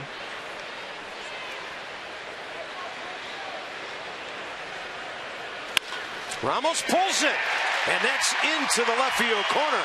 Taylor screaming for third. Bob Henley's going to send him. That ball slowed down on the track out there, and it gets Taylor home to tie the game. Wilson Ramos with his 65th run batted in. And a big-time RBI from the number 8 spot in the lineup. Well, give Bob Henley a lot of credit right here for being Bob settling. You're wondering if he was going to waive Michael Taylor. A nice swing by Wilson Ramos, two-seam fastball chasing the inside half of the plate. He gets the barrel through there and gets it past Manny Machado, which isn't easy.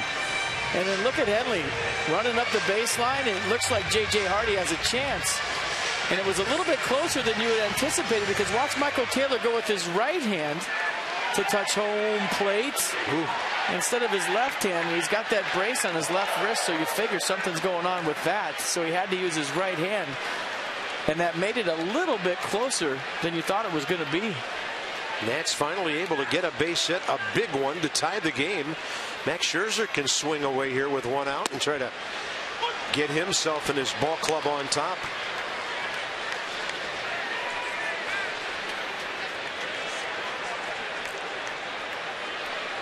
Well, sometimes the hitter is just able to put the ball where you're not playing them. Just like Chris Davis, that ground ball down the third base line last night.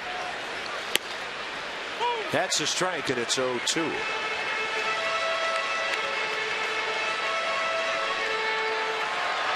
I feel like everybody at home changed seats. They listened.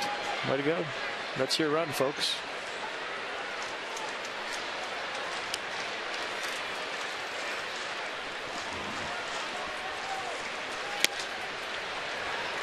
Max took a good look at it. Now don't move. Stay right where you are. Goes for you too, Carp. Don't move a muscle. Can I talk? Yeah. Okay. I guess that is a muscle, but just stay right where you're at. Off speed. And Tillman just missed up and in. Sometimes with two strikes, you throw an opposing pitcher an off-speed pitch, you're doing him a big favor. I think Matt Williams letting Max Scherzer hit because he wants him to get the win. So many times this year, he hasn't qualified for the win. He's left in a tie game or down by one. And if you're wondering why he's not pinch hitting, he wants him to get the W here tonight. So even if he doesn't drive in Wilson Ramos, it's only 2 outs, and Anthony Rendon has a chance. But if you pinch hit for him right here, he's going to get the no decision. Matt Williams leaving him in to get a win.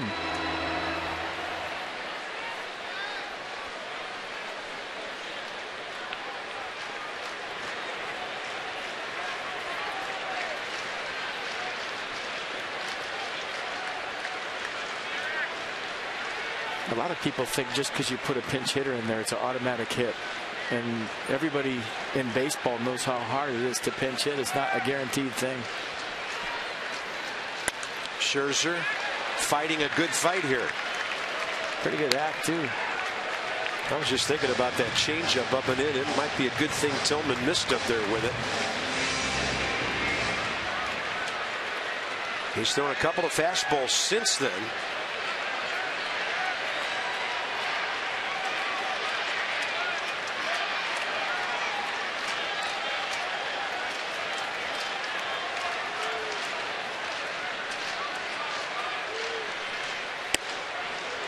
It's become a really good at-bat by the Nats pitcher.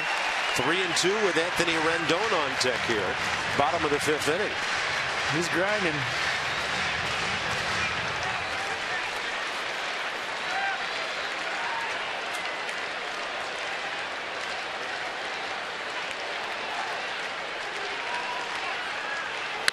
And Scherzer up the middle with a base hit.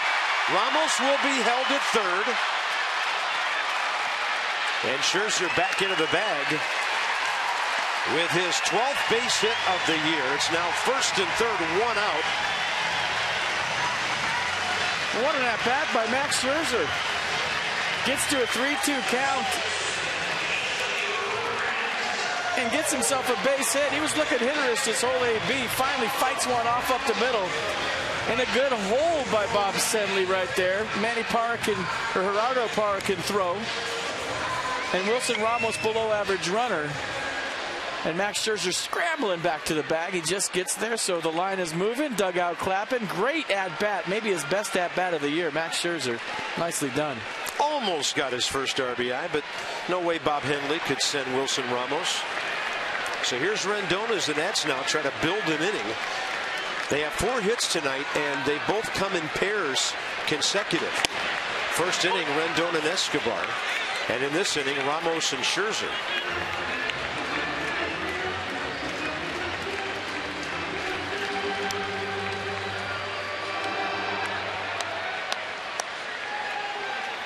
Hey, Manny Parr has a good arm too, though. Yeah, from 60 feet. Yeah.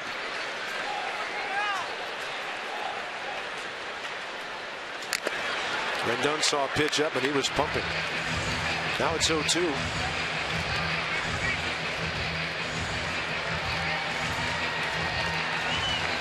Pretty good numbers with runners in scoring position. Looking for a fly ball here. And thinking right field all the way.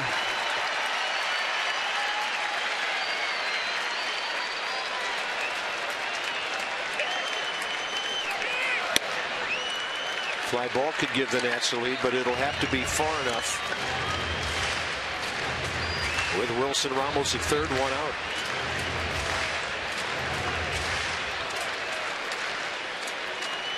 Where all those guys are standing is far enough. If they come in, it's going to be interesting. Yeah.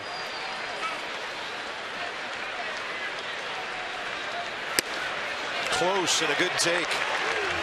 Between Scherzer and Rendon, we've seen some plate discipline in the 5th inning. That was really close.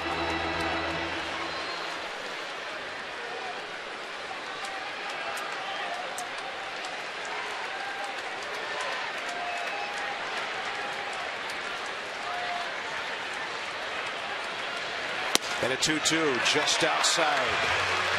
Tillman, some body English going on those last 2 pitches.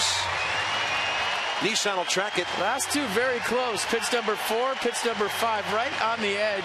Tillman wanted them both.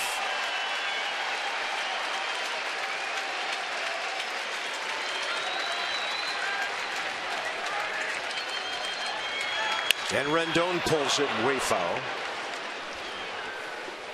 Big hat, no baseball.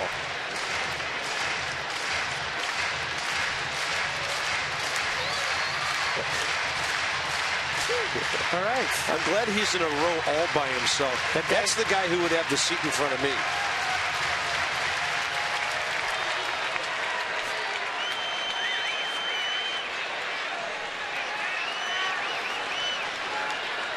Three-two again. Ramos took a couple of steps down the line, and then Tillman saw him and stepped off.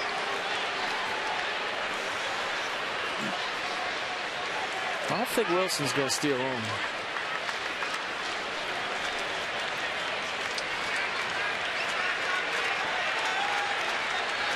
Three-two and Rendon. Late hack to stay alive. That ball really got deep on him. It's so quick. I mean, he took that ball to Matt Wieters' glove. I mean, almost literally.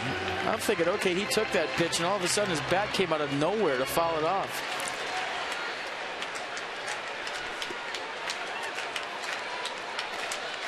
Guy with an RBI tonight waiting. Probably eager to do some damage after that crazy at bat he had last time. 3-2 Rendon. High in the air, right center. Looks like it's far enough. The catch by Flaherty. Here comes Ramos. And run number 3 comes rumbling home. Anthony Rendon, 24th RBI. And the Nats have the lead for the first time. That's some good at-bats in this inning.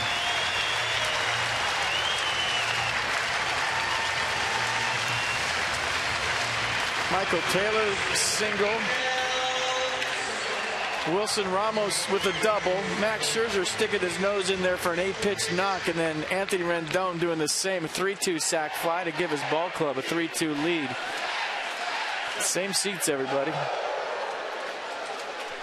Yeah, piecing things together really well here. Walk, double, single, sac fly. Escobar the hitter. Pitch number 31 of this inning coming from Tillman, and it's a perfect strike on the edge. 54 pitches in 4 innings and 31 here in the 5th. If I know Max, he wants to steal second base so bad right now, not being held on at first. Stay there, buddy. Now you can go to second base all you want. Escobar with a rocket. And for Yunel Escobar, his 48th multi-hit game of the year.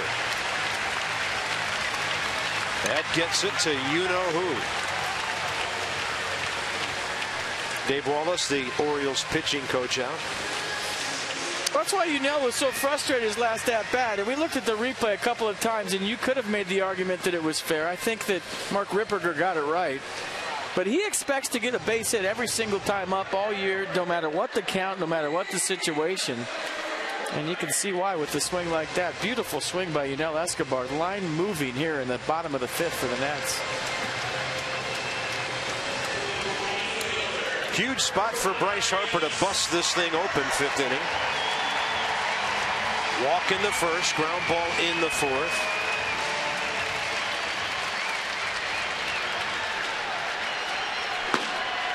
Chaz Rowe now in a hurry for the Orioles in that left field bullpen.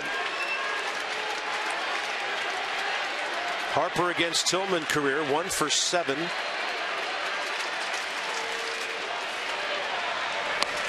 Way outside. There's a base open. It's 3rd. Tillman might treat this at bat like it's first base open. We'll see if he is serious about Harper or Worth.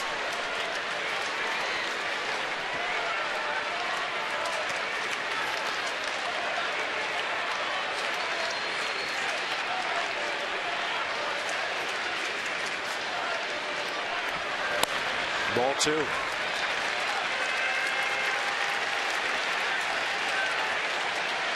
The one thing Bryce has refused to do this year is to get himself out when guys are nibbling.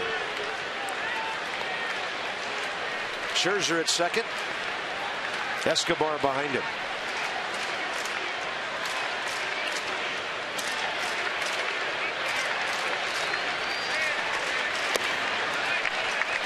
Three and 0. Yes.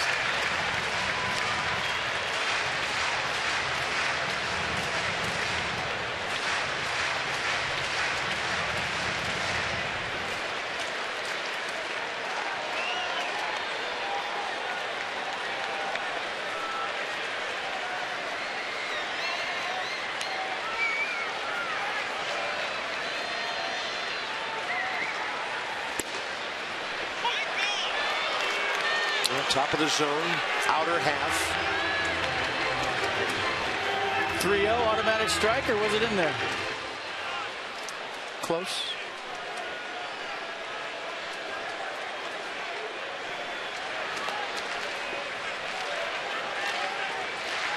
.95 RBIs for Harper. 3-1 pitch coming. Takes it in there. And the count's full. So we got to turn the page and say, now I get a hit. Even though you thought it was a ball, even though you thought 3-0 was a ball. Yeah, the high strike and the low strike in the same AB here. Most umpires don't give both. Turn the page, big pitch coming.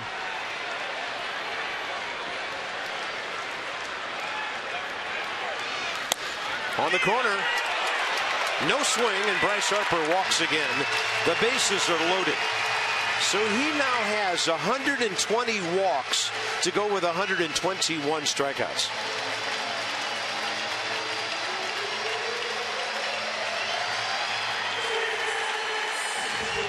Kind of interesting. Both ball clubs pitching around the power guys. Davis has been walked twice, Harper twice tonight. And nobody else, actually Michael A. Taylor, the only other batter to walk. Big spot, obviously, for Jason Worth now.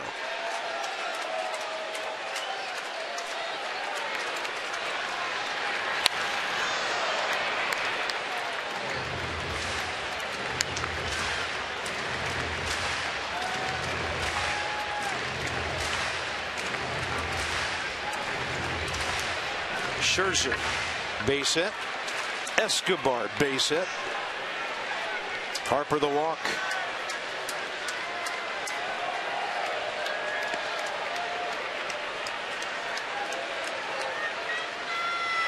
Worth got a hanger, and he hit it hard. Machado goes the short way.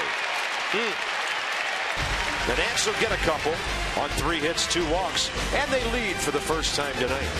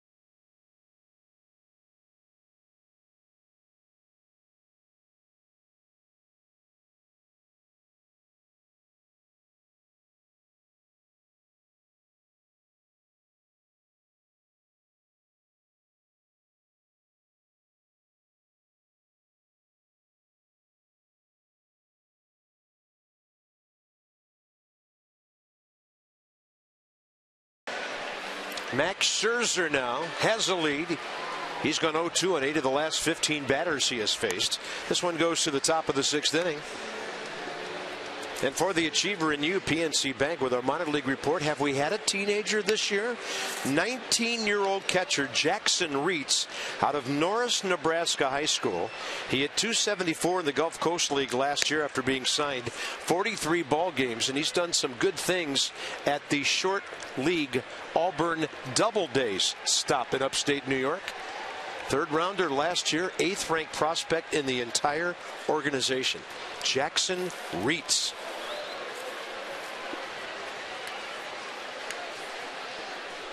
Max Scherzer stomping his way up to the top of the hill. Wieters, Scope, Flaherty, top of the 6th inning. 3-5-0 Nats, 2-5-0 Orioles. Max had 94 pitches, and now so is Tillman after a 40-pitch bottom of the 5th. Braves got the bases loaded, 1 out in the 7th. It's a 2-1 ball game. Yeah, a run in, huh? Things can change quickly in 2 different cities. Ball 2.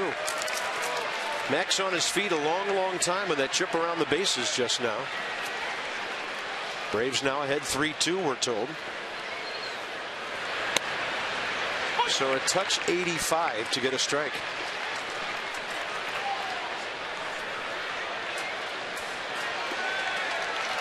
And they just posted that score. Fans applaud. Ball 3.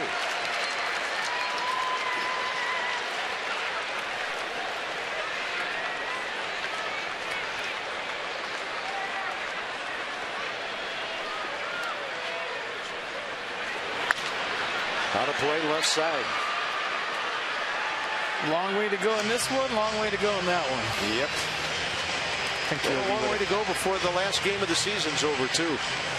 O's box, bunch of guys with a hit. But the big one, Steve Pearce, the 2-run homer after the Chris Davis walk, 1st inning. Max has given up 1 hit. 5 innings tonight. Swing and a miss, and very late was Wieters. And so there is the 9th time this year that Max Scherzer goes double-digit Ks. Well, he's looking for the shutdown inning. And when you look at his pitch count right now, right at 100, he is going closer mode, emptying the tank here in the 6th. He has struck out. Jonathan Scope swinging twice.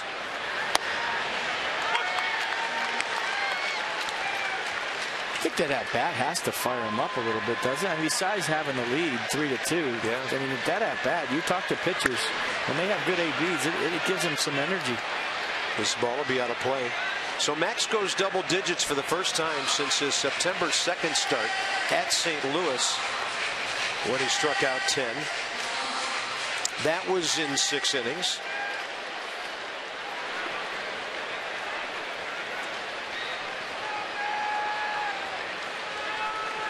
Oh-2 to another hitter, and that's strikeout number 11. He's got Scope all 3 times.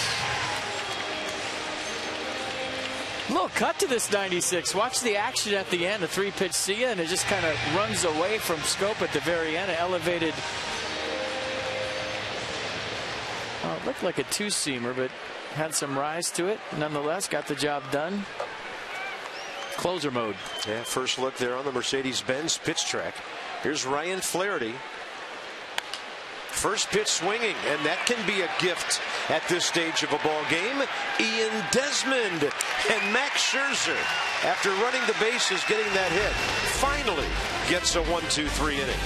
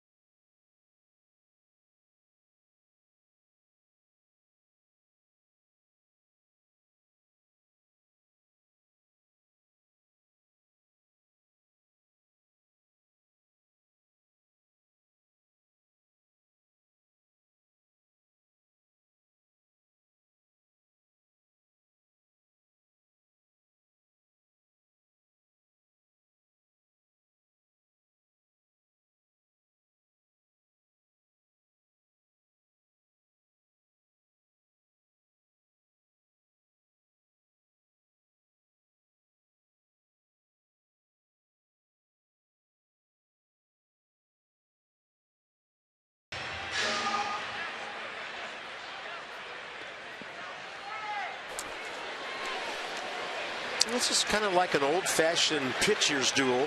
It hasn't been 1-0 or nothing, but you got a couple of horses still sticking around.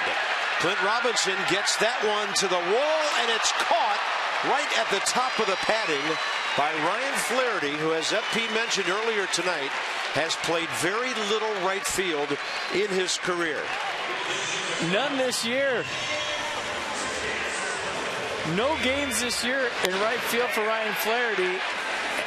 And since 2012, he's only played an inning and 2/3 out there, and he acts like a Gold Glover on this. What a play going up against the wall. Timed his lead perfectly. And I don't know if they would have been out of here, but it was sure close. What a play by the Orioles right fielder. Yeah, so each pitcher has taken some lumps, but still around to pitch at least 6 innings, and nobody's throwing in the Nats bullpen. Max Scherzer just had a 10-pitch 6th. Desmond, fly ball to right, swinging strikeout. And Clint Robinson may be a foot away from adding to the Nats lead.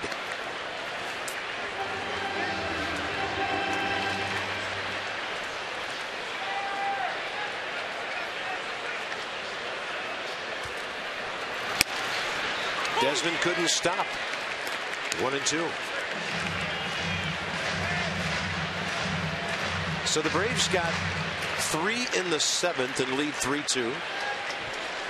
Mets now hitting. Bases loaded.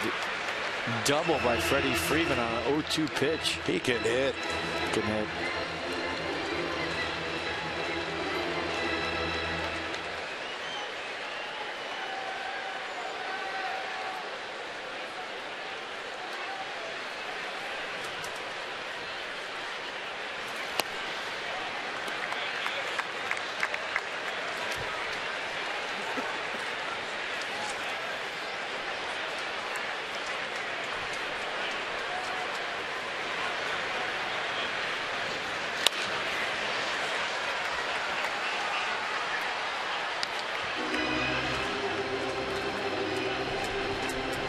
Tillman over 100 now. Boy, 40 pitches in that 5th inning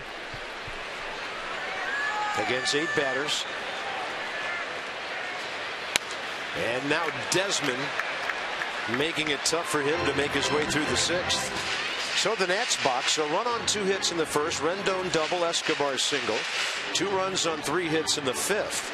Taylor walked, Ramos doubled him home, Scherzer hit, Rendon sac fly, Escobar hit. And now Ian Desmond rockets one up the middle. So the Nats have had 2 great hacks here in the 6th. Ian Desmond's 2nd hit of the series, on base for the 3rd time in 2 games. That'll get the Baltimore bullpen working. That was a bullet up the middle by Ian Desmond. Great swing.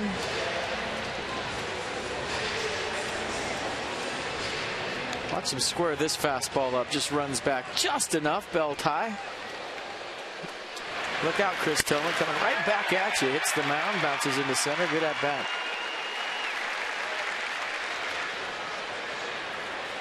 Taylor walked with 1 out last inning, came around to score.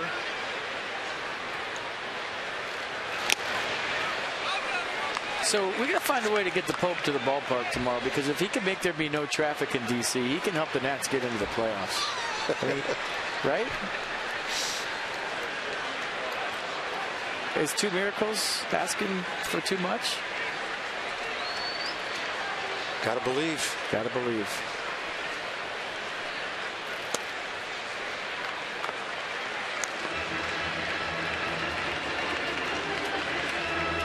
The only thing is, he can't go to New York after this. No, he's just going to Philly and shuttered. Okay. If he gets I don't think he can help the Phils. If he gets the Phillies in the playoffs. 1-1. Taylor pulls it to short. Hardy, almost a disaster. He almost pulled Scope off the bag, rushing after the drop. He got Desmond on a 6-4, 2 outs.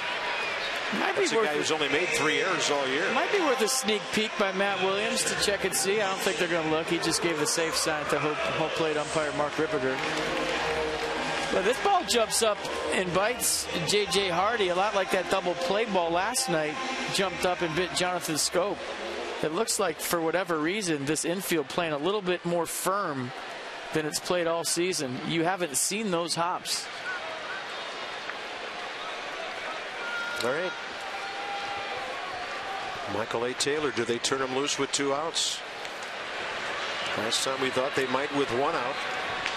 He got turned loose when Ramos hit one down the line for an RBI double. Max Scherzer is on deck here, bottom of the 6th. But Casey Janssen is throwing. Taylor looked like a good jump, and it is no contest at second base. His 16th of the year. You know, I love the fact that Michael Taylor likes to run early in the count. And if you're wondering why, it gives the hitter pretty much the whole at-bat to drive him in. So many times you see base stealers with 2 outs, wait till 2 strikes. They steal second base because they're waiting for an off-speed pitch. Michael Taylor rolls early, and now it gives Wilson Ramos a chance, a legitimate chance to drive him in. I think the stolen base with 2 strikes and 2 outs so overrated because now as a hitter, I got 1 pitch, and it's going to be a nasty pitch to drive you in. That's a very valuable stolen base right there by Michael Taylor. Buck Showalter's looking back at his guys. You know, FP, that play, you talk about this often. Second baseman came forward to get the throw, and Taylor got in behind him. If he'd waited for the throw, we'll never know. But it was close. If I remember right, Jonathan Scope had a big tag play when the Nats played the Orioles in Baltimore. That was a difference maker in the game. Ramos a chance now. If they pitch to him to drive in another run, it's 0-1.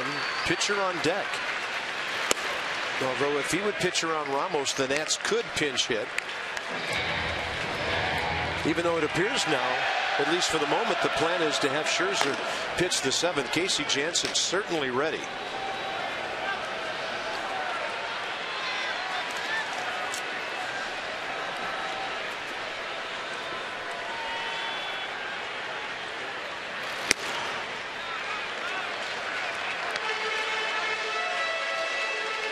Don't want to give extra base runners when you don't have to, but some managers might pitch around Ramos here and force Matt Williams' hand on what to do with Scherzer. For now, they're pitching to Wilson.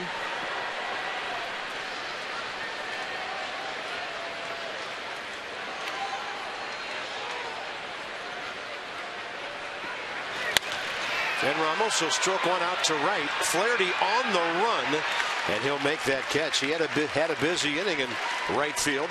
So the Nats unable to pick up another run. Long way to go. 3-2 home team.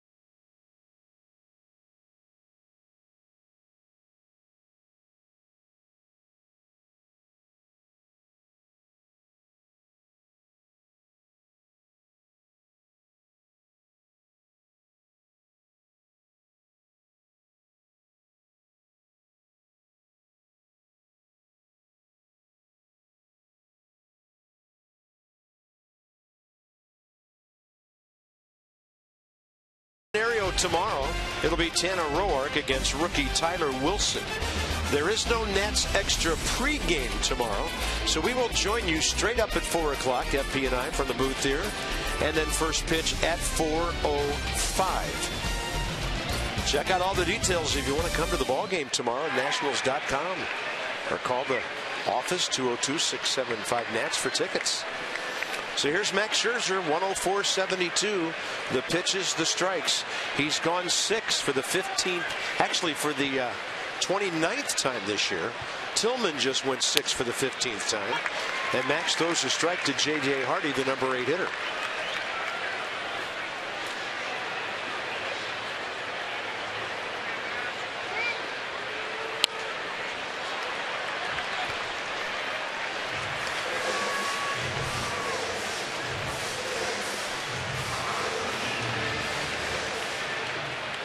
David Wright just tied that game in New York. Did he? Hit a home run last night. That ball is well hit out to the gap. Taylor trying to cut it off. He does.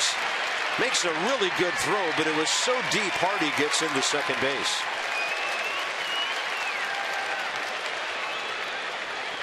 Max up around 110 pitches now. Nice swing by J.J. Hardy. Leadoff double here in the 7th for the Orioles, down by 1. Yeah, it looked like a pretty good pitch from Scherzer. He just digs out the slider down the zone. And watch Michael A. Taylor make this way closer than most center fielders in baseball would have. Backhand play. The former shortstop comes up throwing a bullet on the money. Gotta love the effort right here by Michael Taylor, don't you? He leads all rookies in outfield assists with 6 on the year. Here's the switch hitting pinch hitter, Jimmy Paredes. 2 for 7 career against Max Scherzer. He's had American League time with Kansas City and Baltimore.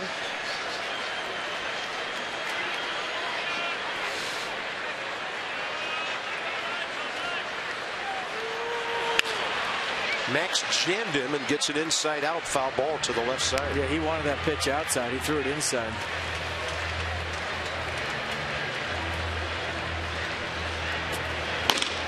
Lefty Matt Thornton, right-hander Casey Jansen. Casey's already thrown an inning or 2 out there.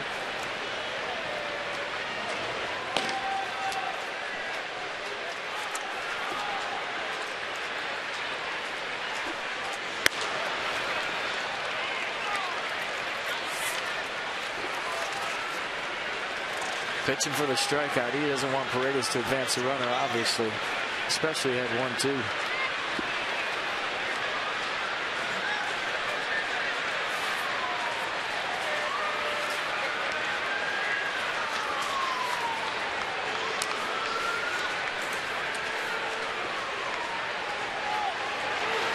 On a pitch up. This will be out of play.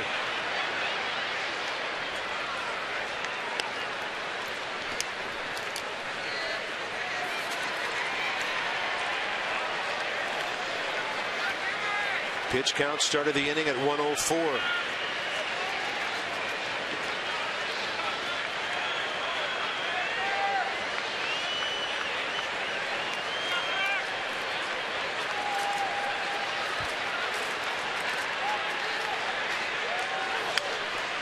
Trying to get that heater by him, and at 97, Paredes stays alive. Yeah, he's letting it rip right now, but he's made a few location mistakes there to Paredes, but the 97 right there let him get away with it. He wanted that fastball away. He can hit the fly ball to left. Max doesn't care. He just doesn't want him to pull the ball on the ground or hit a deep fly ball to right. Nissan with the entire at bat here. Quite a battle it is. Target away. Scherzer gets him on the corner. Paredes unable to react, and a big out with no advancement by the runner. Strikeout number 12. That's the pitch he's been trying to make for about 3 pitches. And he humps up to 98 on this fastball and darts the location. Perfect pitch. You see the reaction from Scherzer. He's fired up.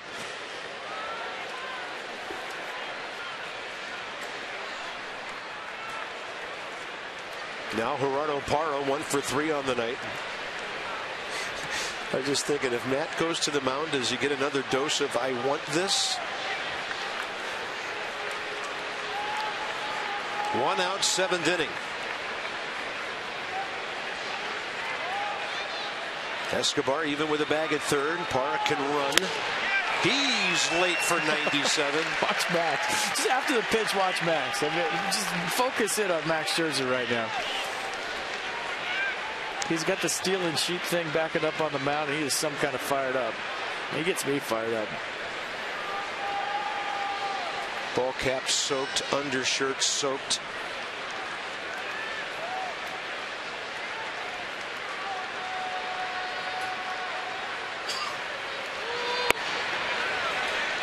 On the appeal, Brian O'Nora says no swing.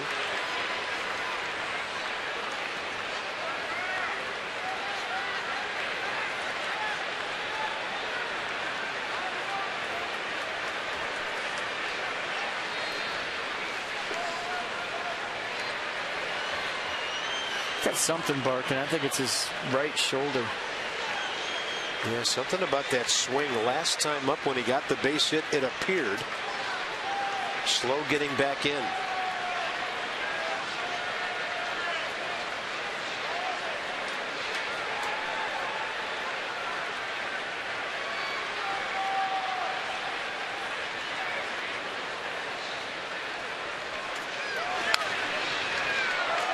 He is letting it all out here.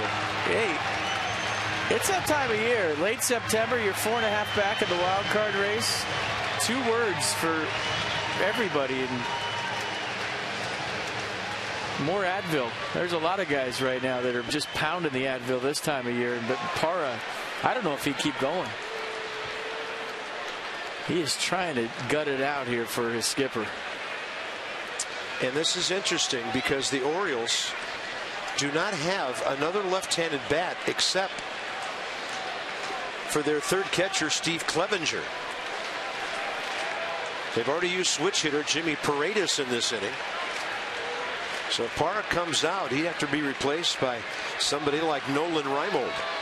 Looks like he'll stay.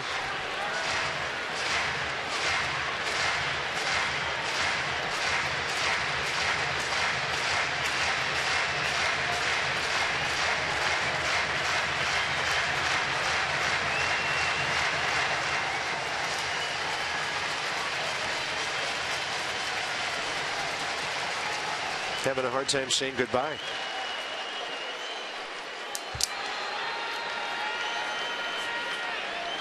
Any extra little second when you're at 116 pitches is a good thing if you're Max Scherzer right now. Get your breath, maybe climb a ladder with another fastball, but he's been sitting at 96 and he's touched 98 in this inning. Runner at second, 1 out, top of the 7th, and a 1-2 count to Gerardo Parra, who steps out.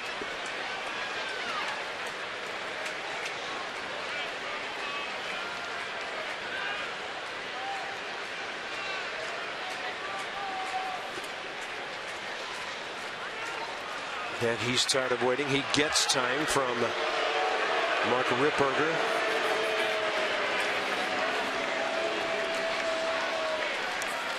But if you have a quick pitch out of that thing, he would get some strikeouts. I'm not talking about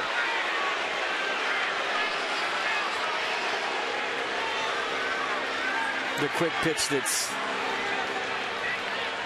not acceptable. Just doesn't hold it so long and goes almost like a slide step. He might lock somebody up. And a 1-2. That is a fair ball, and Clint Robinson saves a run, goes to the bag and gets the out with Hardy at third.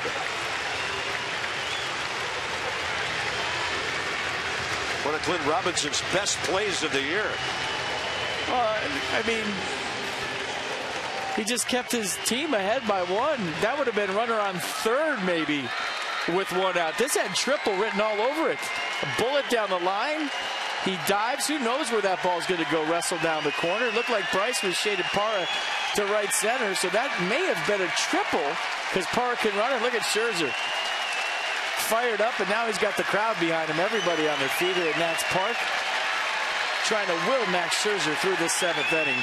And it's Manny Machado in the way. Well, we remember his last at bat. Tried to call time, didn't get it. Was leaving the box when Max threw a fastball right down the middle. It's a good ball game.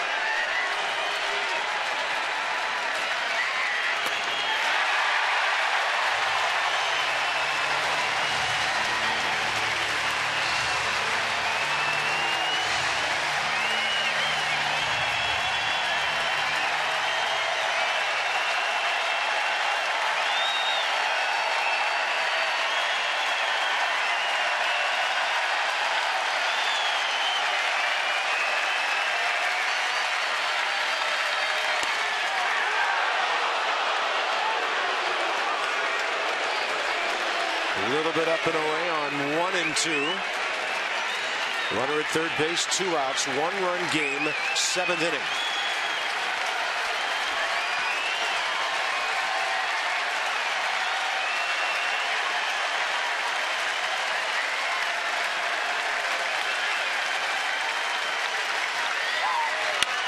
And Manny Machado kills one to left center.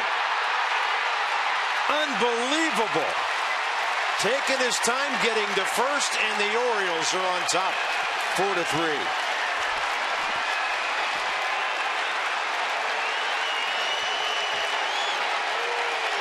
That ball left this yard as quick as any we've seen this year.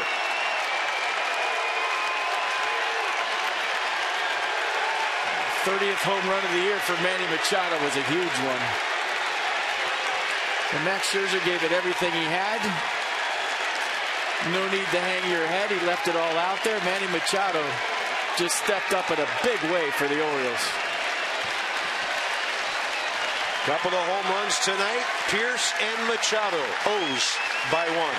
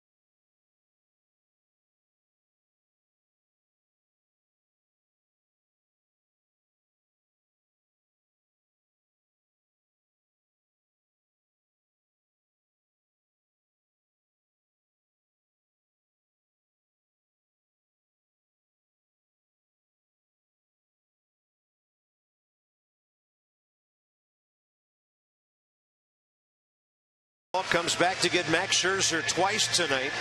27 on the year, 18 since the All-Star break. This ball was crushed. You know, I may be mistaken, but I think his last pitch against the Orioles in Camden Yards was to Adam Jones. It was a slider, and it was a 2-run homer.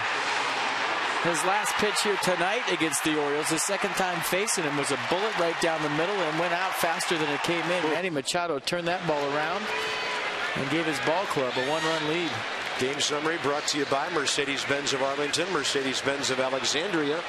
So the home run ball Machado, 33 homers first 2 years in the big leagues, really 2+ years, and now he has 30 this year. Thornton to Davis. Ground ball right side. Rendon will shuffle it to the pitcher. Very close and out. 4-1 on one pitch. And now we arrive at the 7th inning stretch here at Nationals Park. Fans in orange ecstatic. Fans in red a bit shocked. They thought Max Scherzer would get it to the 7th inning stretch. And now the Orioles have the lead.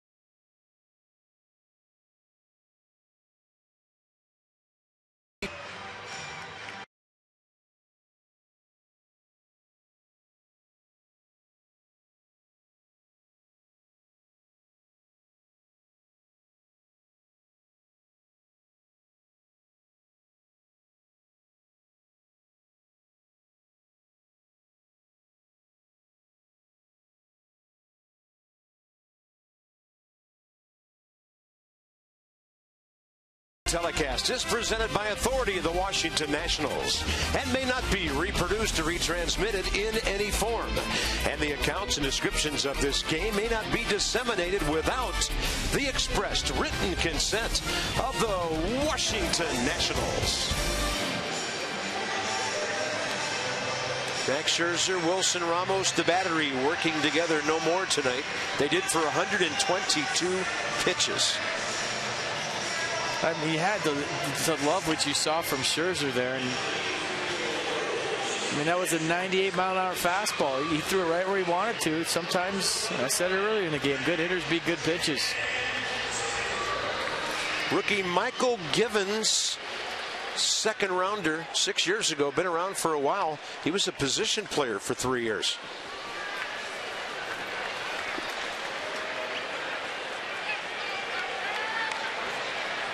Converted to pitching in the 2013 season. And that's a breaking ball. Matt Dendecker, the pinch hitter for Matt Thornton here.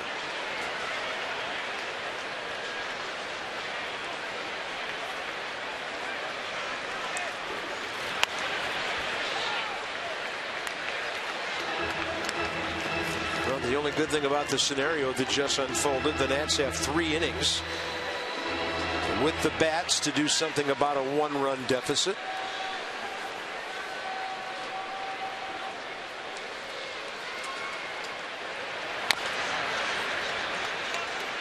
Givens, 19th appearance, couple of wins, 2.19 ERA, 30 strikeouts in 24 2/3. And the league's only hitting .217 against him. I mean, you know what Matt Williams was thinking right there. His bullpen has let him down this year, to be quite honest, and he had his ace on the mound. Yep. And his ace was getting after it. And Dendecker's line drive picked off by J.J. Hardy. And based on what's transpired this season, from, you know, bringing guys in and them not getting the job done, Matt Williams did what most managers would do right there with their ace on the mound. I'm living and dying with my guy, and the velocity was up and he was cruising. Just Manny Machado beat him on a pitch. Totally agree with you. Gave up the double, got 2 crucial outs. And that's kind of the way the game used to be managed. It used to be the starter's game to win or not to win, not always to lose, but maybe give up a lead here and there. But that's the thing about tonight's game. As I mentioned earlier, Tillman took his lumps, but he stuck around for 110 pitches, and both guys were horses tonight. Yeah. 2 balls, 1 strike. I'm telling you, 99 managers out of 100 would have done the same thing.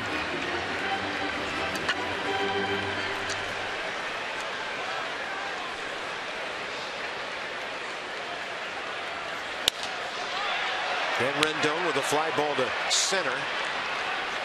Gerardo Parra evidently okay out there to catch and throw. 2 outs and Escobar coming up. He already has 2 hits tonight.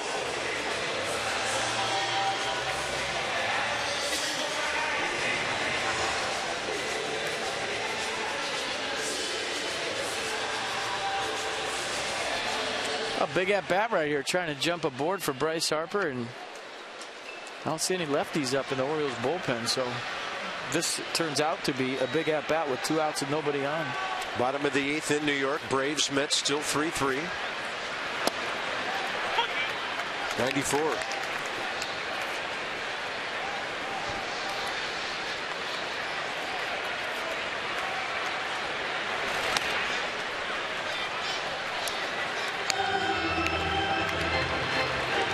This guy used to be a burner on the base paths.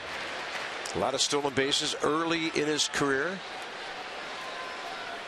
Before converting to pitching, he jams Escobar there. That ball came spinning back and almost got behind Jonathan Scope. The Nats go 1-2-3. So with Harper leading off the 8th, the bullpen needs to keep it a 1-run game.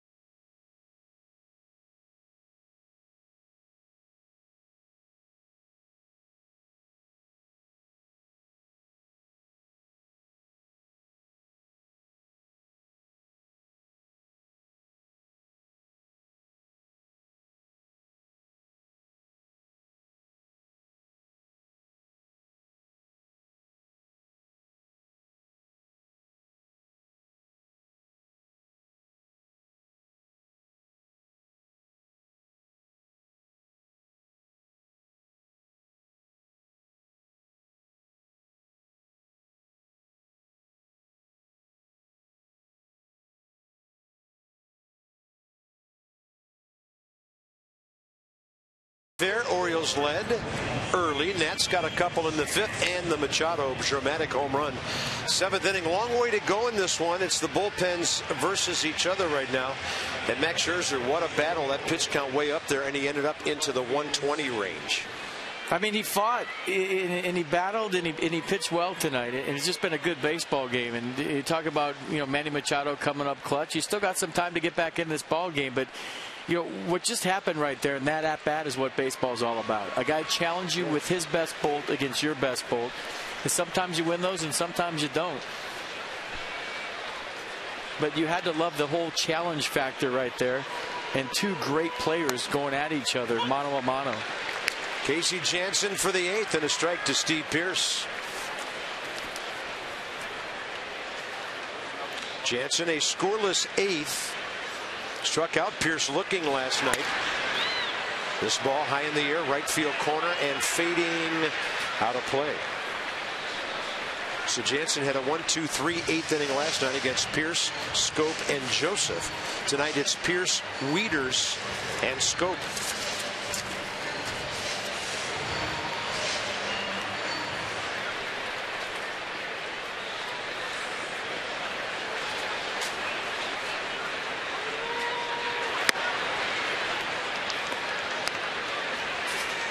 Braves batting top of the ninth at New York. 3-3.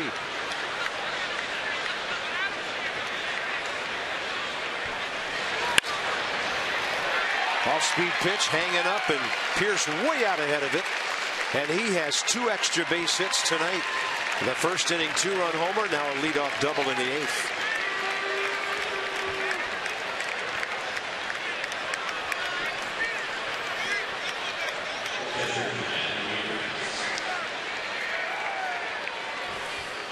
Steve Pierce doing some damage tonight. 2-run homer in the first. Now a leadoff double here in the 8th. Just stayed through that off-speed pitch nicely, and it's up to Casey Janssen to keep this a 1-run ball game. Matt Wieters is 1 for 3.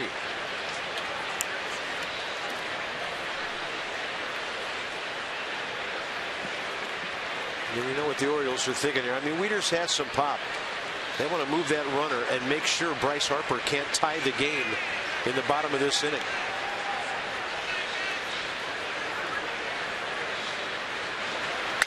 Wieters will bust his bat. Ian Desmond is there, and that's a big first out. Runner frozen at second. The bat went as far as the ball.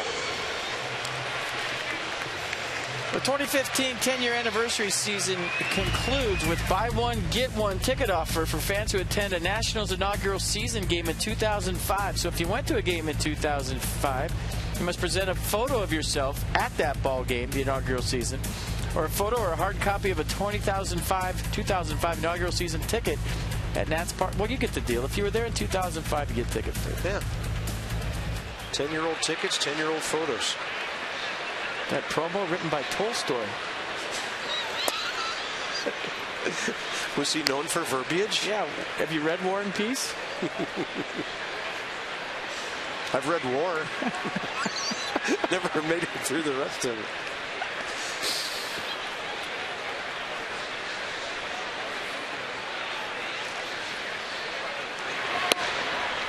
One ball, one strike.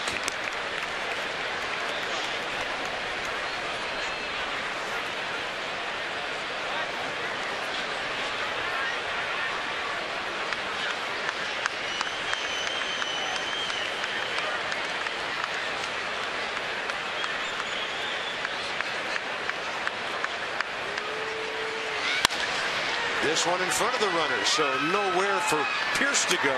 Ian Desmond throws out Jonathan Scope. That one had a tricky little hop at the end. Nice play by Ian Desmond. Renfield playing hard. Ryan Flaherty now with 2 outs.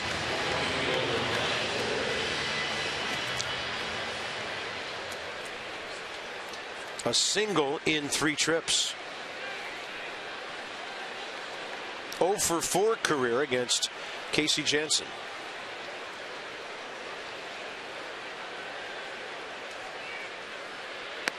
First base open. They'll walk him and go righty-righty with J.J. Hardy, who's 4 for 16 against Janssen.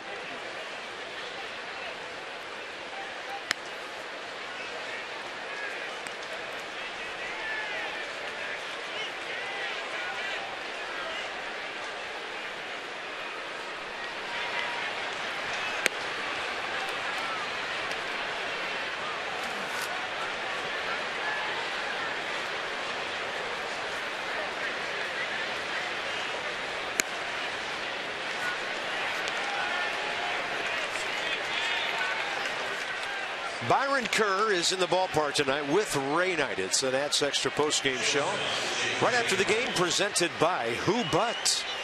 W.B. Mason.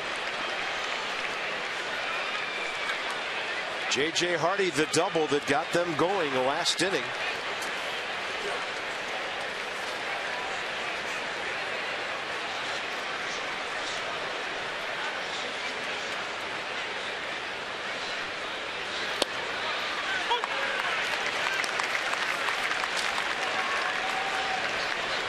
Orioles, and there's Rivera, who's been throwing for a while for the Nats.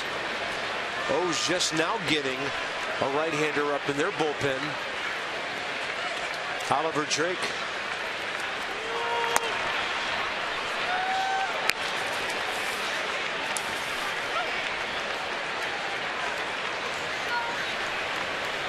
He's up there showing, at least showing Michael Givens on deck. And remember, he was a position player. Casey Janssen wants to end the 8th inning right here. 1-1 to Hardy, who's driven in 35 runs. He hacks one out to center. Taylor. Inning over. Casey Janssen, a couple of spotless 8th innings in this series. Harper, Worth, and Robinson. Big 0 on the board. Tying run with Bryce straight ahead.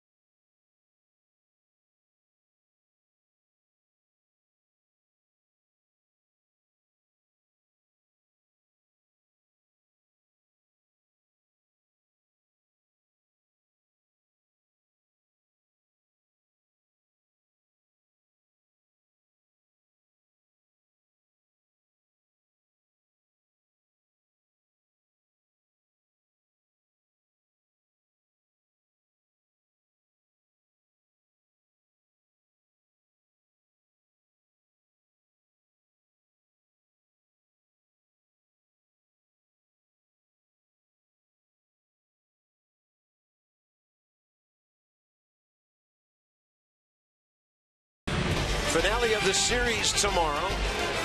Rookie Tyler Wilson, 25 years of age. And Wilson is 2-2 with a 3.72 ERA. Tanner Roark 4-6.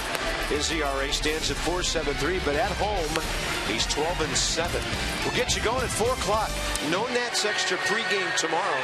FP and I and our crew will join you straight up at 4. First pitch at 4:05. Another frame here for the young pitcher Michael Givens. Bryce Harper leads off. 0 for 1, 2 walks in the series. 0 for 2, 5 walks. Yeah, Bryce hitting .320 against lefties this year with 7 home runs. And Buck Showalter not choosing the first 2 games of this series to use a left-hander against Bryce Harper.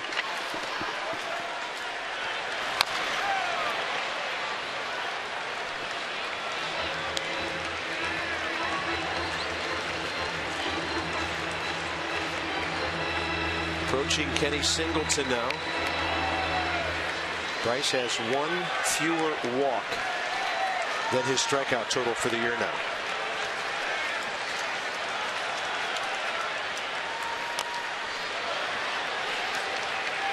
And big things happening in New York. The Braves just put 3 on the board in the top of the 9th and lead the Mets 6-3.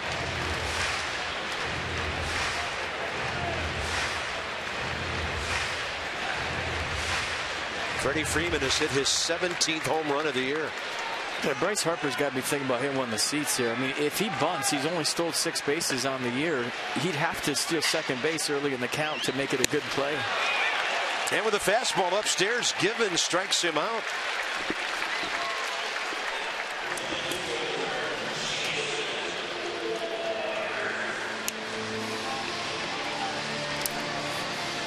Hey fans, remember our Washington D.C. Lexus dealers? They're donating $250 to the Children's National Health System for every Tater a Nats player hits this season. So keep them coming. It's for a wonderful cause. Lexus, the pursuit of perfection.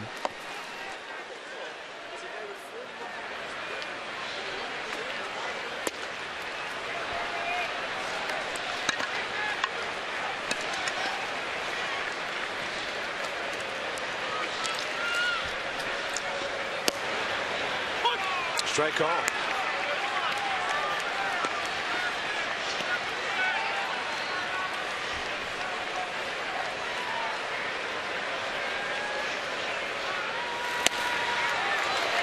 Trying to tie it up right there.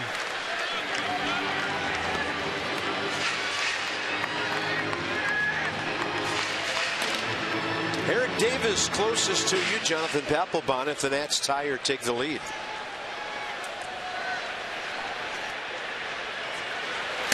And Worth on a pitch up and in, can't get to it. This kid Givens has some arm. 5 in a row, last 2 on strikes, and he faces Clint Robinson next. Fastball running hard.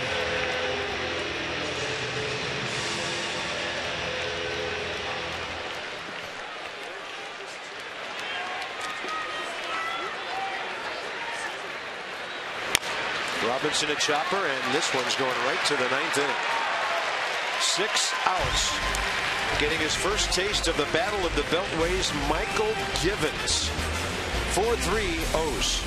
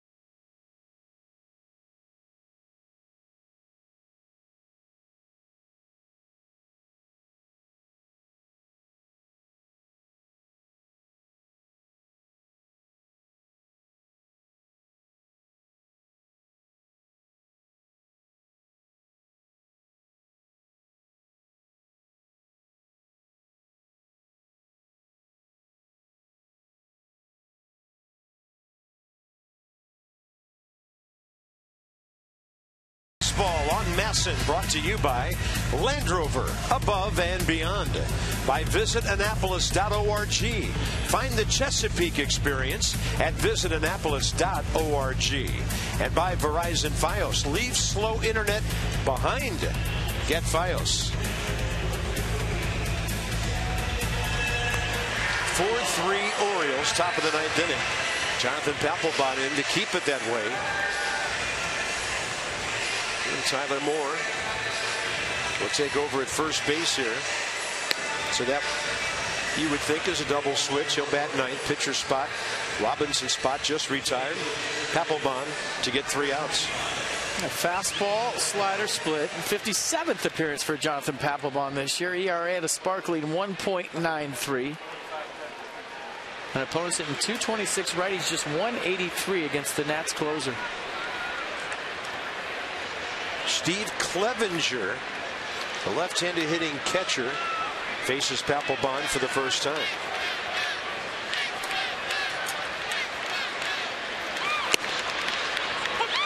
Running fastball, got the edge.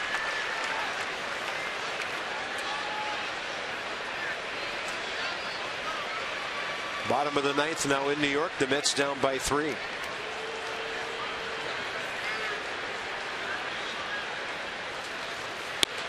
Freddie Freeman hit a home run off Familia. First home run Familia's given up since July 31st. There's Darren O'Day, who got the save here last night. 3 right-handed batters due up, and Tyler Moore 4th.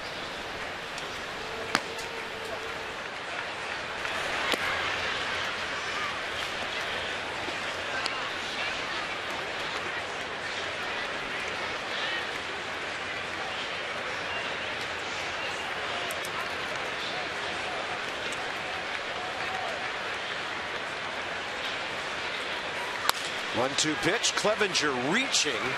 Then he rolled it over to Anthony Rendon. Well, you have these in your hair, Bob. Be sure to text Masson's word of the day highlights to 29292 for your chance to win an autographed prize pack from Masson.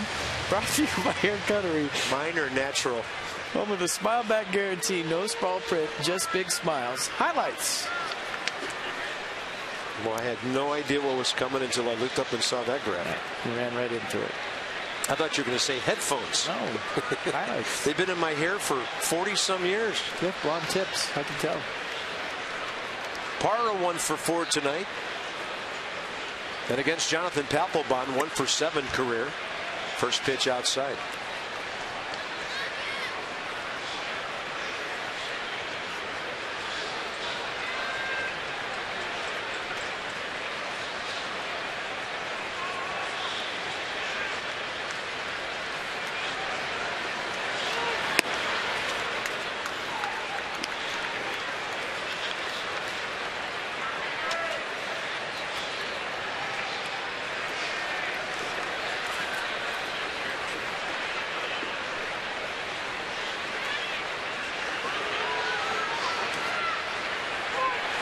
And a 2-0 is right on the outside edge.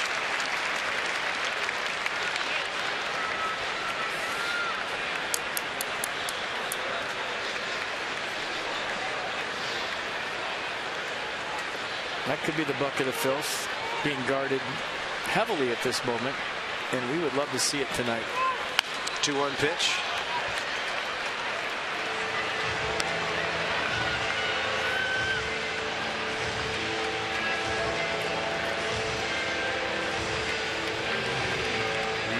Machado on deck.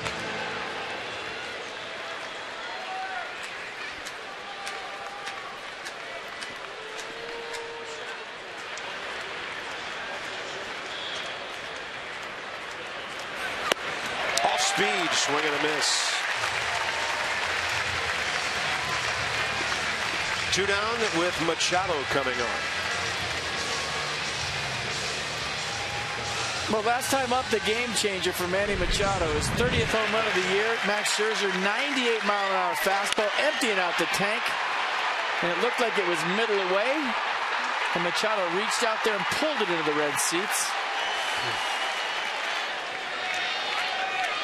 And that's been the difference in this ball game. One swing by the Orioles' third baseman.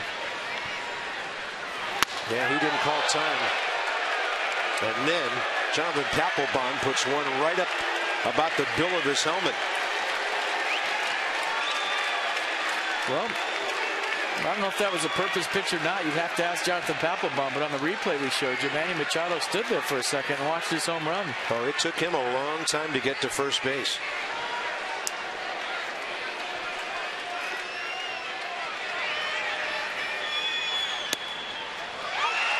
That's on the outside edge, 1-1. These two facing each other for the first time. So no personal history.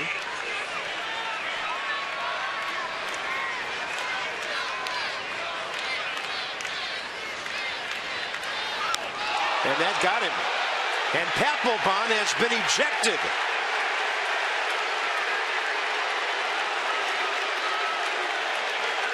Buck Showalter running out down the first baseline to keep Machado in the game. Some Nats have left the dugout. Some Orioles have left the dugout.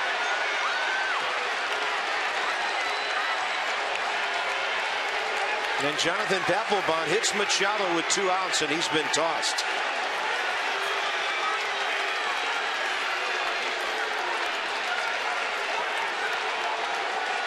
You could read Papelbon's lips. He said, "How do you know I was throwing at him?" That's his argument right now. How do you know I threw at him? I mean, he is pleading his case. I'll tell you what, Buck Showalter standing right with Manny Machado at first base, and he's done a great job of keeping his third baseman in this game. If you remember earlier when Machado struck out, Showalter came out of the dugout. He kept Machado in the game. If Machado would have got run right there, he wouldn't have hit the 2-run homer. So you got to give Showalter a lot of credit tonight for keeping his third baseman in this baseball game. Right now the teams kind of looking at each other from across the diamond. Umpires shooing everybody back into their dugouts. So the umpiring crew and Buck Showalter doing a good job of keeping things from escalating. And now the Nats will have to take a while to warm up a pitcher.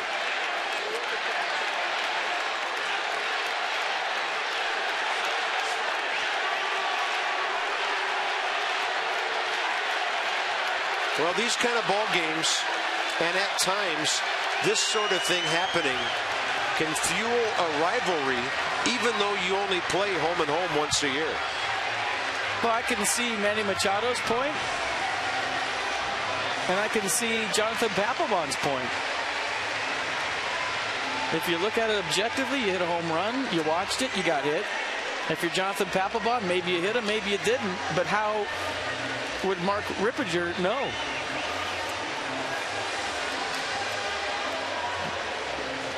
Yeah, and this all came in years ago with the whole pitching inside and warning things, that all of a sudden the umpires had to become mind readers. Well, to that statement by you, after the first pitch that was around the coconut, he should have issued warnings if he thought that there was intent there. Come out and say warning, warning. But after that pitch, there was no warning issued. So 2 pitches later, you determined that it was on purpose? I mean, if you ask me, I think it was, but my opinion doesn't matter. You have to ask the guys down there.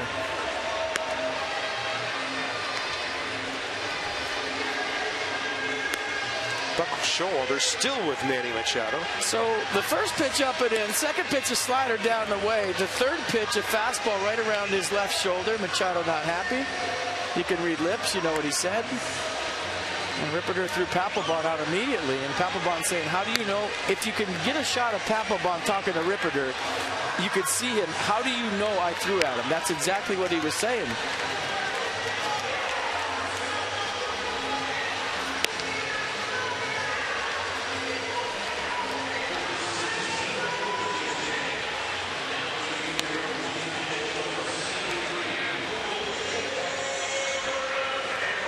Right there, he's with Alan Porter. All the umpires converged on the situation in a hurry.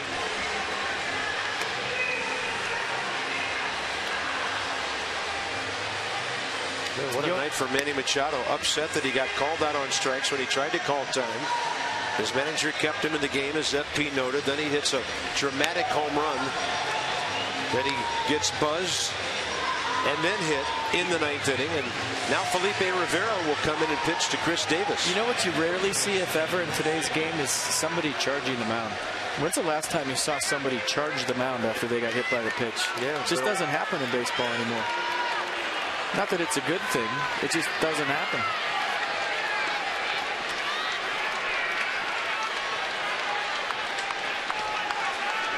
Now you wonder what happens if a fastball gets away here. Davis a double, 1 for 2 and 2 walks. These two facing each other for the first time.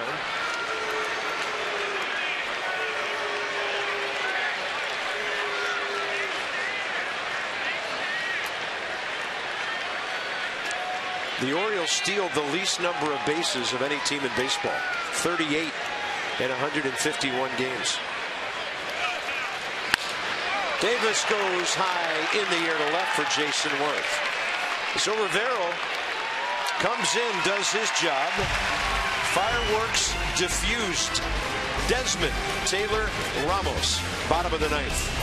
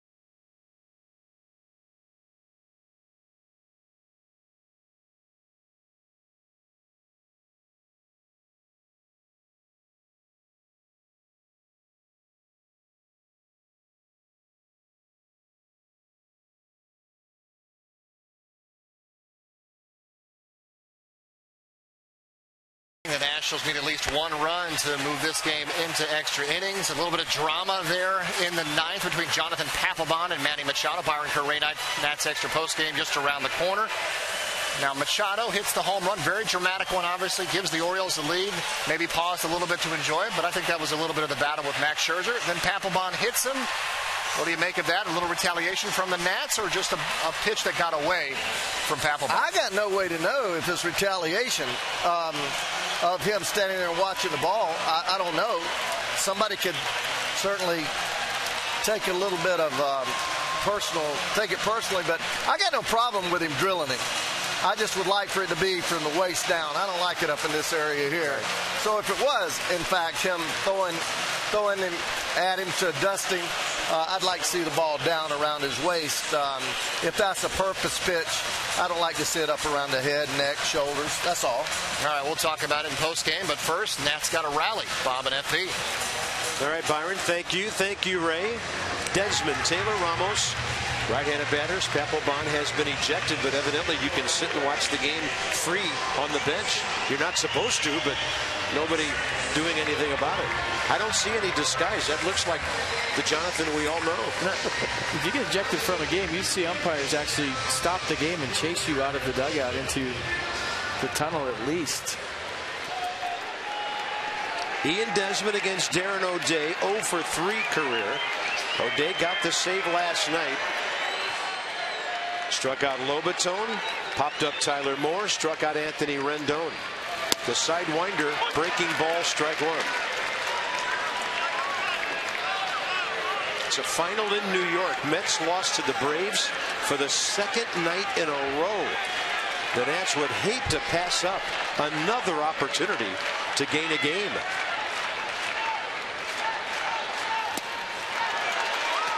At 87 with lots of late sink.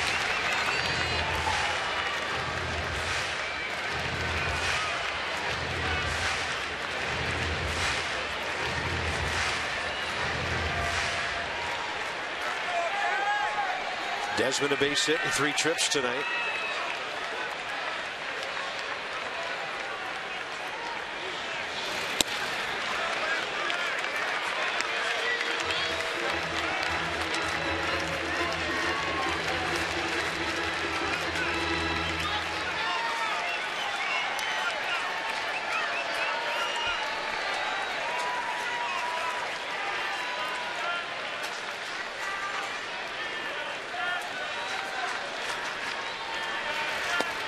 Front door on the breaking ball.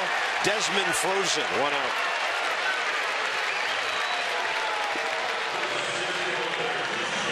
Yeah, backup slider right here. He saw the rotation, thought it was going the other side of the plate, and just backed up. Even though Wieters was set up on the outer half, it still got played on the inner half. Michael A. Taylor reached last night, leading off the ninth on the fly ball, muffed by Pierce down the right field line. Never made it beyond first base.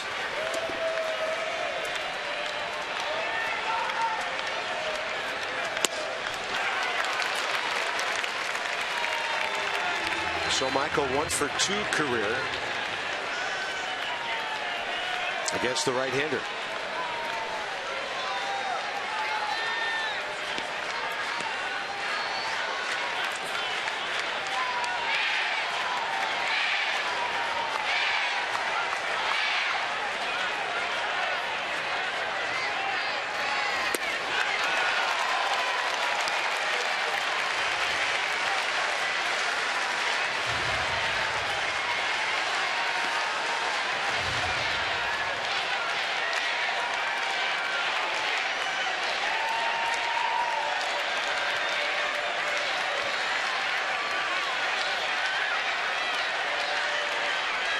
Big time battle now. Target away. He threw it right down the middle as it ended up and gets the strikeout. 2 down. That slider from O'Day acting more like a changeup tonight. Not really breaking a whole lot. Just kind of floating in there at 79 miles an hour. You see the sidearm delivery, and you see the rotation of the slider. Just didn't do a whole lot. Sometimes those cement mixers can work nice for you.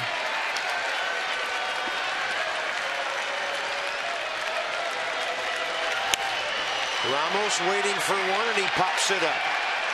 And the Orioles have won this series, and they'll be trying for a sweep tomorrow. And the Nats frustrated with the Braves beating the Mets 2 nights in a row, and the magic number goes down by 1 each night. So the Orioles hold on to win it 4-8-0, for the Nats 3-6-0.